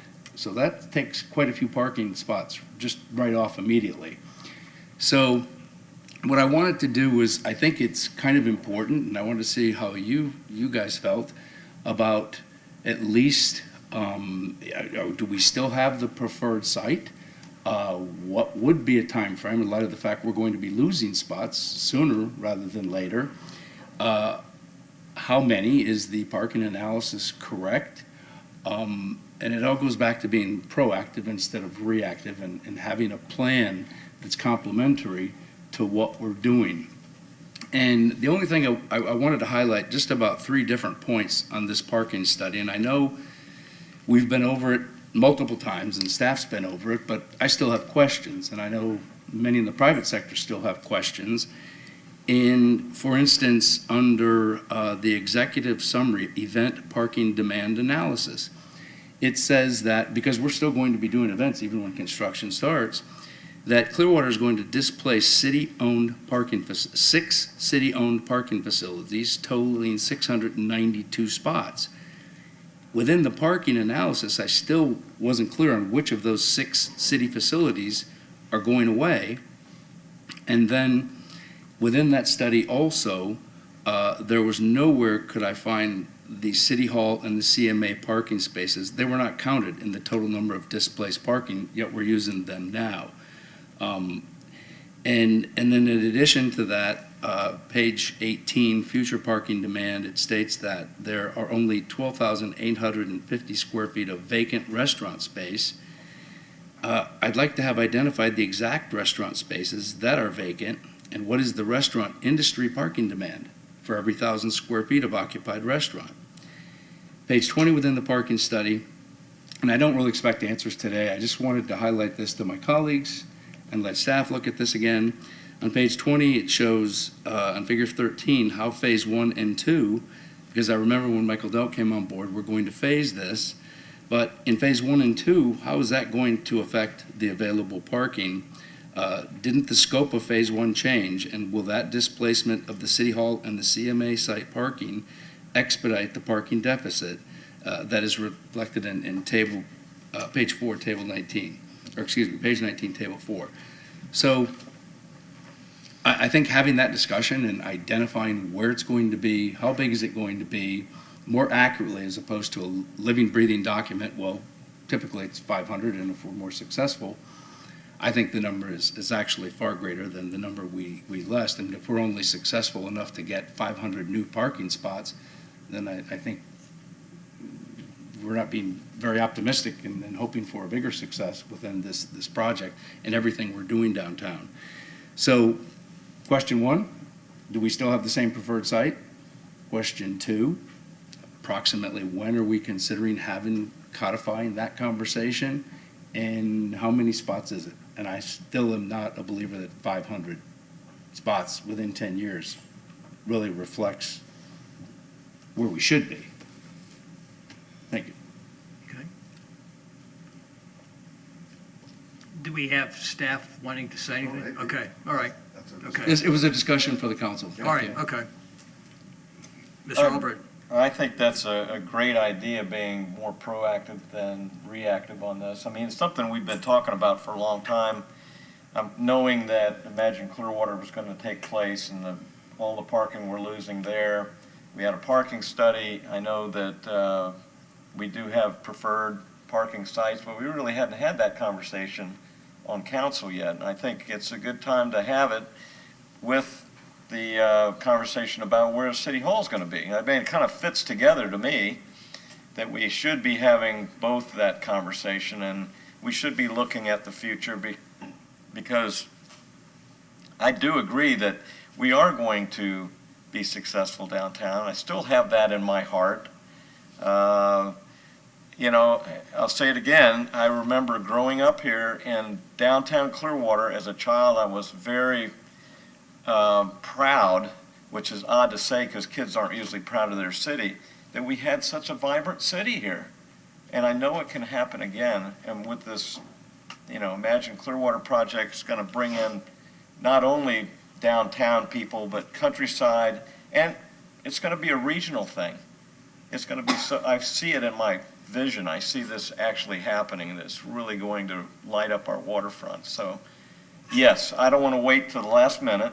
At least my feeling is, let's start talking about plans now and making arrangements for the future. Mr. Kondo. Yes, and I agree with both of the gentlemen here. My concern is that we don't have the reports yet from the city on City Hall location, and if we go too far as a council in discussing or trying to name a place before we know what our staff is recommending, my recommendation is to wait for those reports, and then as soon as we hear those reports, continue this discussion in relation to parking and the site. And I think the sooner we can do that, the better. I guess I'm gonna come at this from a whole different way, because I kind of, instead of waiting on staff, I thought one of our jobs was to give staff recommendations and give staff information and our ideas. But, I mean, I won't sugarcoat it. We're going to need more parking in downtown Clearwater. We've absolutely, nobody can deny the need for parking in downtown with what's being taken away. As far as location, to me, there's only one location. But to make it happen, we've got to finish negotiations with the PSTA. I don't know what the status of that is, and I don't know that there's an update as of today yet of that status. But because where the PSTA bus terminal in downtown Clearwater is today, if you take that location and you build a parking garage on that location, size to be determined, but I don't disagree with you that 500 might not be enough. I'm not someone who's going to think that our parking needs are going to diminish overnight due to alternative transportation and everything else. Those all things coming in the future. But I think it needs to be more than 500. And that location is a 2-block walk to anything and everything in downtown Clearwater. So I would challenge anybody to show me a better physical location for that use, for that need. So that being said, we're not ready to make any decisions or anything like that, but it's something for us to move forward on. Now, then the question becomes, if you build a parking garage on there, do we want to put City Hall on top of that as a location, or do we want to have a freestanding City Hall somewhere else in downtown Clearwater? I look forward to that discussion at the appropriate time, but now, we're not here today to discuss that, so. I've got to share some thoughts that all of y'all have mentioned. First off, we do talk about alternative modes of transportation and trying to get people to use alternative modes of transportation. So to build if parking garages made money, we wouldn't be having this conversation because the private sector would be building parking garages. But parking garages don't make money. It was mentioned earlier today that, one of our garages has 250 vacant spaces. Well, then your deficit that you're talking about is all of a sudden less than what it is if you've got 250 vacant spaces in a parking garage that you've already got built. So I think having this discussion of where we want a parking garage tomorrow, having that discussion today is a little bit too early. There's a lot of things that need to get done to make sure that the parking garage has the best usage. And a lot of people are going to disagree that a parking garage now is not the right time, not the right time. There are obvious several locations. We do need to have some more information from staff to try to make an intelligent decision, because it's an expensive decision. that we're going to make. And while it's going to come from the parking revenues and not the property taxes, correct? I am correct on that, right? You know, it's still going to be a big ticket item, and we need to make sure that we do it right. But there are lots of locations out there. They've been identified. People know where they are, and we'll just see what happens, you know, in a year. They're more. We need to get Imagine Clearwater off the ground. The parking garage isn't the first thing that we need to be talking about to get started. Well, I agree with what you said, but it doesn't happen overnight, so we do need to start talking about it and not wait till it's upon us that we need to be talking about it, and it's correct, we need to have input from staff, and we need to have conversation, but even the conversations aren't going to happen in one meeting. I mean, it's going to be several meetings and probably a pretty good amount of time. I can tell you this, I am on the PSTA board, and PSTA is looking to move to our spot on the intermodal center that we have had planned for 5 or 6 years. But again, it's a money situation. They've got to figure out how they're getting funding. Right now, the plans of it are being drawn. So that part of it is moving. It's not that hasn't, we don't have to wait for that to happen. But it's not something that happens overnight. So I think the more we talk about it and get details worked out, the better. Let me correct you, but PSTA has been talking about moving for more than 5 years. Well, the original plan that was longer than 5 years ago was staying where they were and having a county-city combination site right there, on Garden and Park. Now, their thought is to move over to Court and Myrtle. They've already have plans and working with the city now to come up with a viable plan for an intermodal center, which is very important. Because all the plans coming together for this whole region, one of the big plans is having bus service coming from Tampa. And so we need to be ready when that happens and I thought that I wasn't here on council when the council said that is a good site to have for an intermodal center, which I thought it is.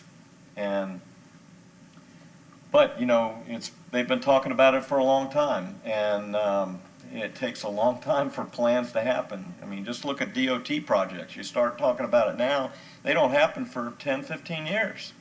Because design has to happen, land has to be bought, funding has to be got, and I know a lot of the things that we talk about here don't happen overnight. So let's clarify one thing.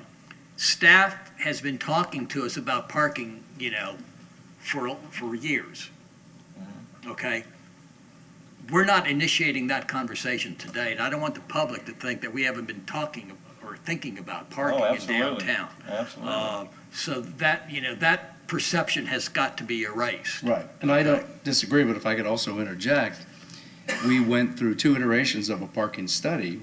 It came back, and that's as far as we went. We haven't really talked about it since then. The agreement was that, yes, we will be needing a downtown parking garage. And that's kind of where we left it. The conversations have not went further than that. And the key point for me is if we do anticipate the rest of our sites on the bluff. Mr. Delk even said that all of the bluff properties now have some architectural renderings, what possibly may be here, that we're going to be seeing at this 30%. So if we're pulling those 2 large parking lots off the table within, even if it's 2 to 3 years, we really do have to have this more aggressive, and I don't disagree, not waiting for staff analysis, but where are these spots that we're going to be losing going to come from? I wasn't satisfied with the results and the answers from that. And so, Mr. Horn, I'll give you this because there are still some questions on here when we're done, but there's 13,000 square feet of restaurant space downtown. If you look at the restaurant formula, how many parking spots? 4,000 per 1,000 feet, there's not a correlation in the numbers. So that's where I brought the point up, how big? We need to get some type of agreement or better understanding. Do we agree on 500, or is that not the appropriate number? Right, here's where I'm getting confused. You come down to downtown Clearwater on a Tuesday night, you're not going to have trouble finding a parking spot. Now, okay? Right. You're talking about building something. You know, right now, the need isn't there. We can have the conversation, and staff can be considering the locations. But to come and say that we want to build a parking space at this location now, I'm not understanding. I'm not saying building it tomorrow or next year. Well, but you are, because what's more important? Imagine Clearwater started or spending hours talking about a parking garage. Right now, the majority of the year, there is no problem in parking. It may not be across the street or in front of your restaurant's door, but it's here.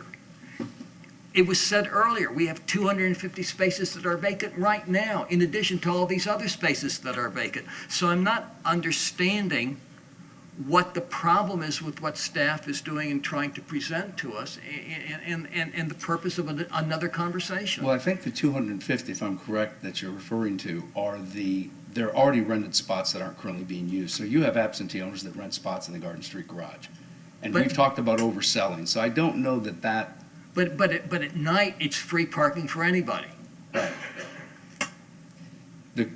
The point is, I think they're interrelated conversations where, yes, we intend to be very successful with Imagine Clearwater. We have an RFP coming back for the Harborview site. All I'm saying is to delay the conversations about where it's going to be or possibly how big it's going to be and when. I'm not saying come up with permitted in plans, just do we still agree that's going to be the site?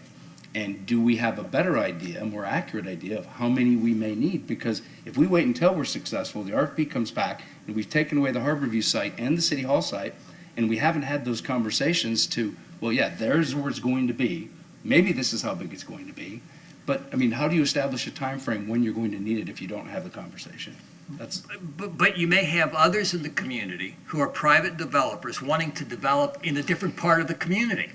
And so that may impact a decision of where you would want to put a parking garage. Since you brought that up, I want to add to the fact that even if we don't put a city hall on top of this parking garage, there may be development interest to build residential on top of this parking garage. So until we have that conversation and decide where it's going to be, that interest isn't being able to get generated in the community.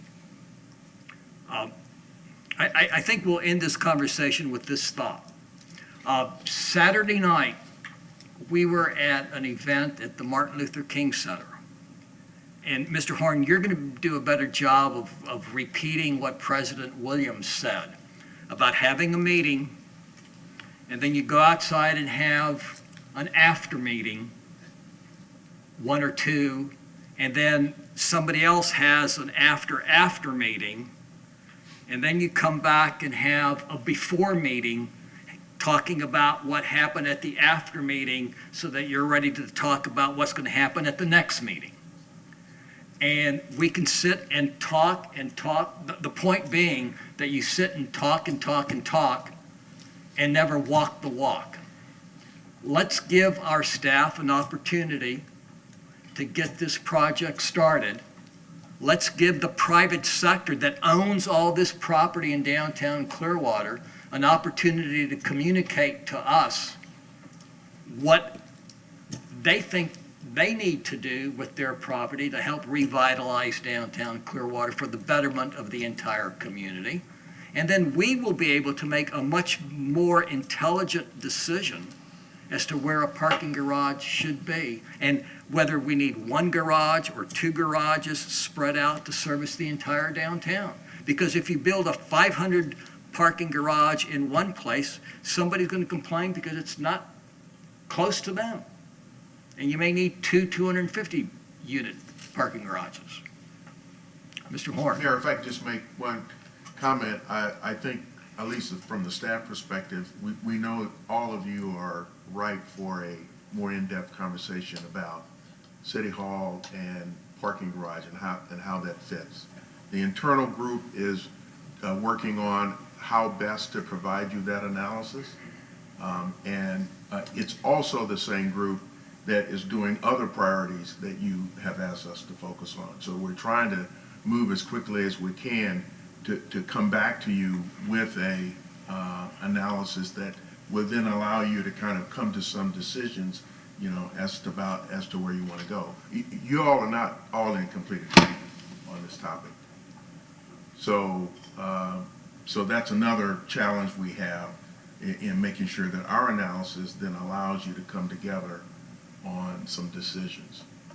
But just talking to all of you, some of you have a preference over here, some of you have a preference over there, and we know you all have to coalesce around something, and that's what we're going to do. Thank you, Mr. Povlace. Mr. Albritton. Mayor, before he makes a comment, can I just make a comment? I just want to point out to all of you, because of the significance of this topic and the importance of it, not only to Councilmember Albritton, but to the staff as well.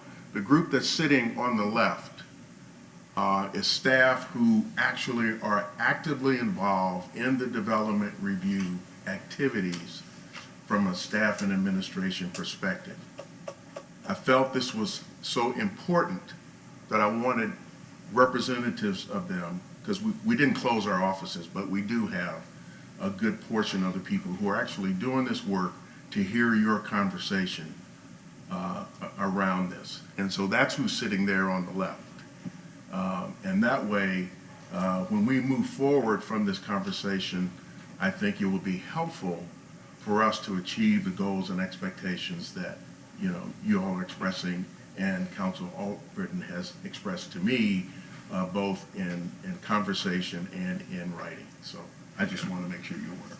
Having heard that, before we start, it's almost 2 hours, so let's take a recess and reconvene at 10:05, because you're not going to finish in 5 minutes.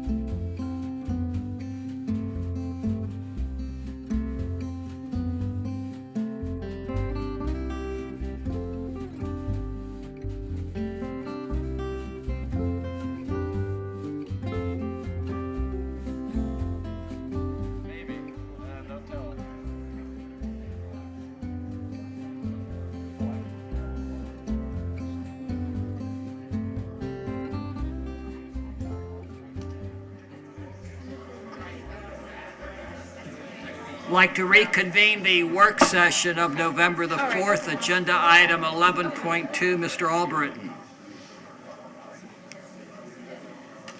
Thank you, Mayor. You know, I was a contractor for 39 years, and I pretty much lived in the building department. And I want to say this up front, I'm not here to throw any staff under the bus. Staff always did a great job for me, but I think we have some things with the building department that a system that could be fixed. And the reason I'm saying this, I've had a lot of people come to me over the years and say that Clearwater's one of the hardest places to get a permit, or reviews are tough, or this. And even when I was on other boards, the DDB, we'd attract people into Clearwater, and they'd say, yeah, we're really excited about coming down to Clearwater, and then we wouldn't hear from them, and they said, well, I went down to the building department, and they sure didn't roll out the red carpet for me, and they, you know, it was one thing or another that they would leave and go somewhere else.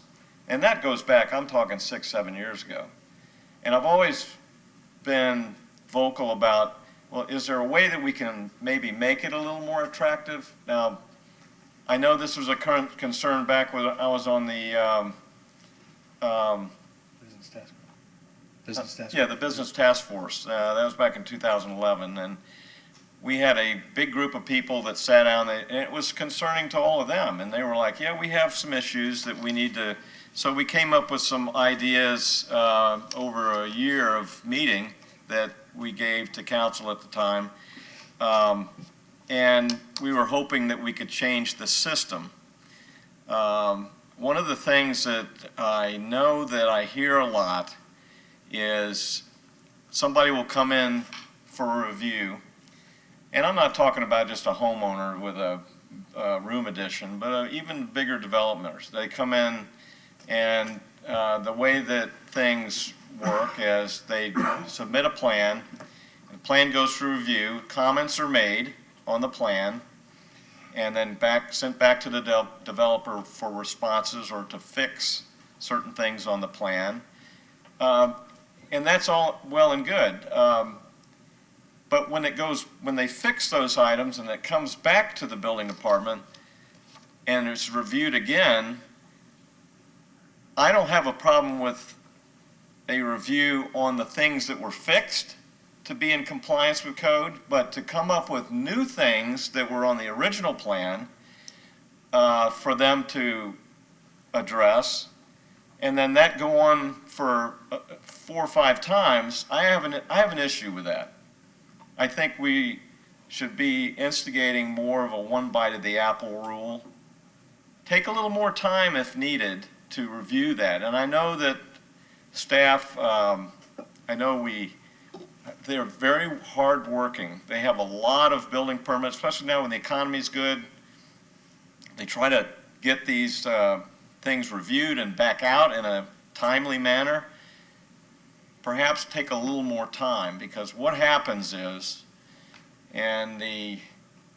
for the developers and people in private enterprise, time is money. And if they have to submit a review, it's 6 weeks, you come back with comments, it's going to be another 6 weeks to get those comments, and 8, 10 sets of plans redone, and then it goes on and accumulates. So what I would suggest is, and I've been talking to Bill about this for some time, and I said, look, can we talk about this with council? And maybe I would be willing to sit down with staff and come up, maybe there's some ways that we could come up with this where we only review it once in a certain time frame.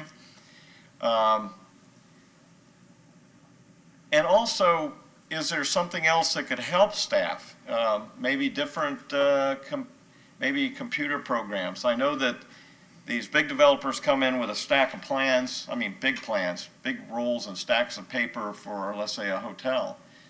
And you've got to go through all of that, and there should be comments that on every page, perhaps, maybe not, but, and then for them to have to reprint all those plans over and over again and bring them in, I think our sustainability person we have would have a problem with that. So why can't we also implement a software program that these developers can submit?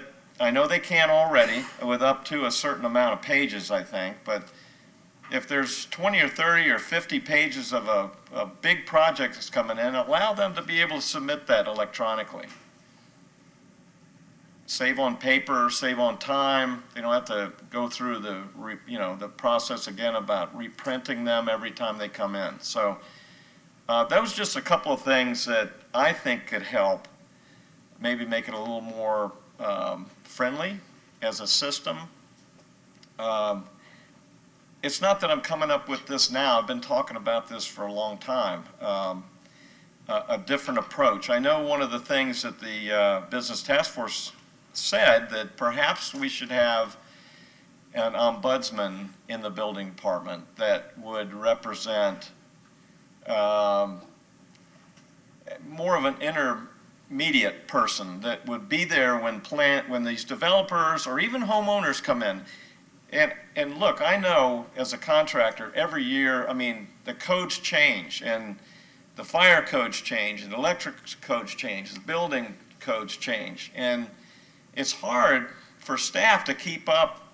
It's hard for contractors to keep up, much less staff, but staff has to know it all, and they've got to be able to know not only the Florida codes, but what's in our code, our development code, and interpret that in a way that they can approve projects to go in Clearwater. And I'm not saying to make it any less on that front, but the system on how they review it, I think could help. It shouldn't be any worse than anywhere else. And it's heavy on my heart to see when I'm talking with people and I'm always promoting Clearwater, and I go, well, I'd go there, but if I have to go through the building department, that's going to be another thing. And I just think that if we could be a little more friendly, maybe this ombudsman, and I know we have one now because they didn't follow the exact way that we wanted to do it, but we do have an ombudsman, and I hear good things on some developers that yes, he's very helpful on being able to take care of problems, but when a person comes in, let's say a homeowner, and he's got a plan to put an addition on the back of his house, and I can tell you this from experience, people have no idea what they have to go through, not only in Clearwater, but anywhere, to get that plan approved, because they've got to abide by federal, state, and local rules. They just don't know what and I know there's some things out there that you put out to help the public understand that, but it would be a really nice thing to have a friendly face there to go, okay, well, let me see if I can help you with this. The BPRC is a great start, and I always recommend to people, if you're going to go into the building department, go through a BPRC process, because you'll get everybody, you get the staff at the table, they'll tell you, you can go in with a simple plan, say, hey, I'm thinking about doing this. Everybody will look at it and say, if they think there's a problem with their department on that, they'll let you know. And then you take that, if you're a bigger developer, to your engineer, and it gives them a little guideline to go by. But I guess I really didn't want to be talking right now to everybody at the building department. I more or less just put it on Bill's shoulder is, let's go ahead and see what we can do to get some changes initiated that would be good changes. I know this is another conversation, but the charter review this year came up with some ideas, and one of them for neighborhoods is an ombudsman. So it's not a bad idea to have somebody there that can walk somebody through the process and make it a little easier for them. So with that, I think I'd like to open it up to anybody else for comments on that. Any other council members? Mr. Conda. I think there have been improvements over the last number of years, and I know you all have been working on it. In listening to Mr. Albritton here for the first time, I agree with him that it seems to be a communication problem. How can we improve the communication between you folks, the staff, and the contractor or the homeowner who wants to come in and get some things improved on his property? And if we can find ways to, he kept saying the smiling face. That's one aspect of communication. I know you folks are overworked, but even something as simple as a smiling face when somebody comes in always helps. And if there are ways that things can be streamlined, and I have to say, I think they've been improving, although even just a week ago, I talked to a contractor who lives here in Clearwater, but he will not, he said, do business in Clearwater because it's too difficult. And if we can go through, maybe with an outside set of ears and eyes, and find out, well, what is it that seems too difficult for contractors when they go through the system? And if we can one by one improve the communication and do what we can to make satisfied customers, and we do have a lot of satisfied customers, but we need more, don't we? That's my 2 cents worth. Thank you all. Mr. Pogwise. Thank you, Mayor. So my question would be, what is the average backlog time for a project, small and large? Are we correctly staffed? I mean, do we need assistance in the building department? Is there an opportunity maybe for independent building plan review where we hire outside reviewers to help out in times of either busy or maybe the criteria is larger size projects, whatever takes up most of staff's time? I was part of the initial initiative back in 2012, Business Task Force. Actually, the Clearwater Downtown Partnership started that process, and then at that time, Mayor Hibbard came over and took it over. And there were many, many recommendations, I think 4 or 5 pages. Many of them were approved and implemented. And I do think we've went a long ways, whether there's additional technology that would help. But I do think that and I'm just going to use one example because every developer, every homeowner can't have a Joe Burdette or a David Albritton. Okay, so navigation is extremely important. There was an ombudsman recommended for that, and I think they made some changes there. But I think it's mindset. We did a field trip when I was on a partnership back then in 12 to Pinellas Park. No less than, and it's a staffing issue, 4 people met us at the door, didn't know we were coming, and it was like open arms. Now, I'm not saying lovey-dovey roses and doves flying when you walk in the building department, but it's a mindset that has to start with the city manager in all these departments when engaging the public. And it has to be universal across the board, across every department in the city when you're dealing with the public. I think we do a great job in that. A perfect example, I think, in my mind, is Parks and Rec. I mean, we are like the #1, irregardless of some of the media picking currently on us in every department. We're kind of fair game in every department right now, which I think is totally unfair. But if you just look at our geographic location, guys, we're all going to be fair game right now. Okay, that's just the nature of this city. So that being said, I think the mindset has to change. And I'm not saying it hasn't, but I think it needs to be continually reinforced because when we deal with our public, we want them to not just love the climate and the beauty and the look, but love their city. And I think that's the whole goal of Imagine Clearwater, to love the city and come back. So those would be my comments. Mr. Hamilton. Well, I kind of look at it from a little different angle because, well, great points are being made, and I support it, and I'll get to that. But the other side of it is, look at everything that has been built and what has happened out on Clearwater Beach, these quality products, these quality things. The development community sees the value in Clearwater. We need to embrace that, and we need to understand that. But, you know, and that doesn't mean you let the developers run roughshod over staff. I think what Councilmember Albritton said about, you know, it's all about expectation. If the developer brings in a set of plans and he knows it's going to take 6 weeks before he gets them back, well, if it takes 8 weeks and he knows that going in, but he knows with 8 weeks of review, it's going to have, you know, all questions asked for for that developer to respond to, you know, it's just a matter of that, because they all know they're not going to get, you know, you're not going to go in to do one of these large developments and submit your plans and come back and, you know, staff's just going to say, hey, everything's great, knock yourself out. You know, they've got to go through these things, and it's their job.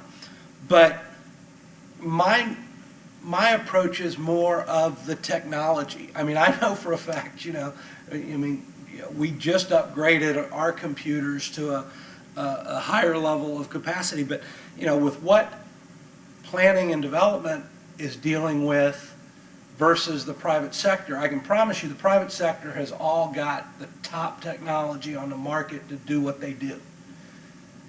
We need to be able to meet that and match that technology from a communication standpoint and whatnot.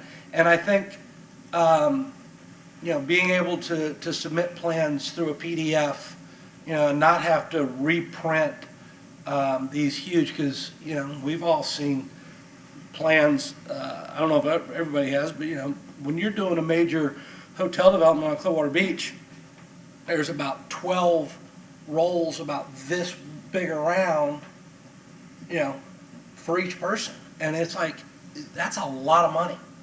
And, you know, I think we need to, I'm always interested in, and I support wholeheartedly any way we can streamline the process without losing quality, and anywhere we can save money for ourselves and the development community, that's a win-win too. So I'm open to suggestions because they know a lot more about that than I do, and but that's kind of where I go. I'm not a contractor, I'm not a builder, I'm Tim from Home Improvement. Yeah. Tim, the two-man Tim. But I've been on council now 12, 13 years, and one of the first things I heard when I got on council was that Clearwater is an unfriendly place to do business. That no contractor is going to be satisfied with any question that we ask of him. And we may make the improvement that he recommends, he's going to find something else to complain about. That's human nature. All of this started because someone complained about something that was erroneous and gave the wrong facts. Can improvements be made? Absolutely. We all can improve. But to give up what we've had and what we've established just to make sure it only has to be reviewed one time doesn't, I'm not grasping that, because the changes, maybe they didn't go through the entire plans when they found something wrong and brought it to your attention. And to save time, in their mind, they gave it back to you right away. I don't know. Like I say, I'm not a contractor. But I do believe that improvements can be made without sacrificing the quality of work that we have, the quality of products that are being built in Clearwater, and I'm going to just let it go at that. You know, let's not throw out the baby because, you know, one person complained with facts that were incorrect. Let's see if the manager has something, you know, to help us out with. I think he wants to make a comment. No, I want, you know, I mean, you heard just basically from us, you know, and then we'll come back to us again. Okay. Okay. I've heard complaints about our permitting system going back to 1998 when I first got here. And in fact, we had a Valentine's Day massacre on the permitting department. Pam, you probably remember this. My predecessor one day got angry, fired 5 people. Now, of the 5, I think the only ones that could stay fired were 2, and that was because it was kind of a reckless act to begin with. So the complaints that you all have shared, I mean, I have heard them. And we have continued to make system improvements. And from talking to some of the directors, there is still opportunity to make some system improvements. One of the things we try to do is that when someone does complain, that we look into it and make sure we know and understand accurately what happened. That's been my policy the whole time I've been here. And what's amazing to me is that when I have done that, what I have often found, not in every case, but I would say 9 out of 10 cases, it really wasn't us. It was the person who was trying to do business with us. All contractors are not equal. I think we all know that. All developers are not equal. I think we know that as well. Why? Because we have worked with developers who have praised us, have not complained about our system, have not complained about our process. But there's also another reality that we deal with, and that's the reality of some of the contractors, some of our patrons who are not as skilled and can't figure some of this out. And when they don't do their jobs very well, then that causes us to have more interaction with them. In talking to Councilmember Albritton, I mean, he has been a contractor. He has subject knowledge. So what I'm going to do is that I'm going to give him an opportunity to sit down with our most experienced staff who does this every day and give him an opportunity to share some of his suggestions, some of his ideas. And I want the staff to interact with him just like they interact with the people that we support. Because I think the suggestions and ideas and the concerns really needs to have a very robust discussion so we all come away with the same kind of understanding. What comes out of that interaction, I think, will be some information that staff can use to internally, let's take a look at where we can make some improvements. We will come back to you all and finish this conversation so that you understand, kind of where we find ourselves as a result of it. And from our perspective, we're going to slay this dragon because we continue to have the same kind of conversation where we have different kinds of realities. And I just think that we approach this a little differently. It's like insanity. You keep doing the same thing and expecting different results. One of the reasons for having the staff here, we've never done this before. And you may have felt uncomfortable having staff there. You may have felt uncomfortable sharing comments to them. No, I don't. I'm just, finish up what you're going to say. So, but the point is, we have to continue to move forward in addressing what is, in many cases, perception, and perception is reality for people. So that's kind of where we are headed, Mayor, Council. I want this interaction to occur. I want the staff to feel very comfortable in the conversation, and then we'll take the results of that conversation and see where it leads us in making improvements that are believed to be appropriate, reasonable. You're right, we're not going to lose any ground. We're not going to, it's all about making things better, not making it worse. That's all. Okay, and to close, I'll close this out. I just want to say, as I said in the beginning, I really don't have a problem. Staff has always been very good and helpful to me. We have great staff. It's a system problem that I see, and I've always been talking about. And I think now that I'm sitting here, maybe there's things that I can do to help you, because I know you've got to be as frustrated as anybody else when you have people coming to you, and such as what happened last week with one contractor that was, I guess, caused a little commotion in there. So I know you're frustrated, and I want to help. I want to help make that better. And I will listen, and I think it's good that we do have meetings, and maybe we can come up with something that helps us all. Thank you, Mr. Albert, because I think all of us don't want to be here 2 years from now, 4 years from now, 6 years from now, having these same conversations. That's right.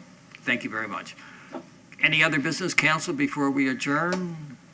We remind everybody that our next council meeting is on Thursday, November the 7th at 6 o'clock in the evening. Thank you.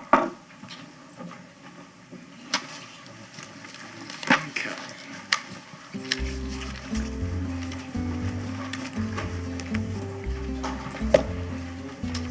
Well, I think that's what.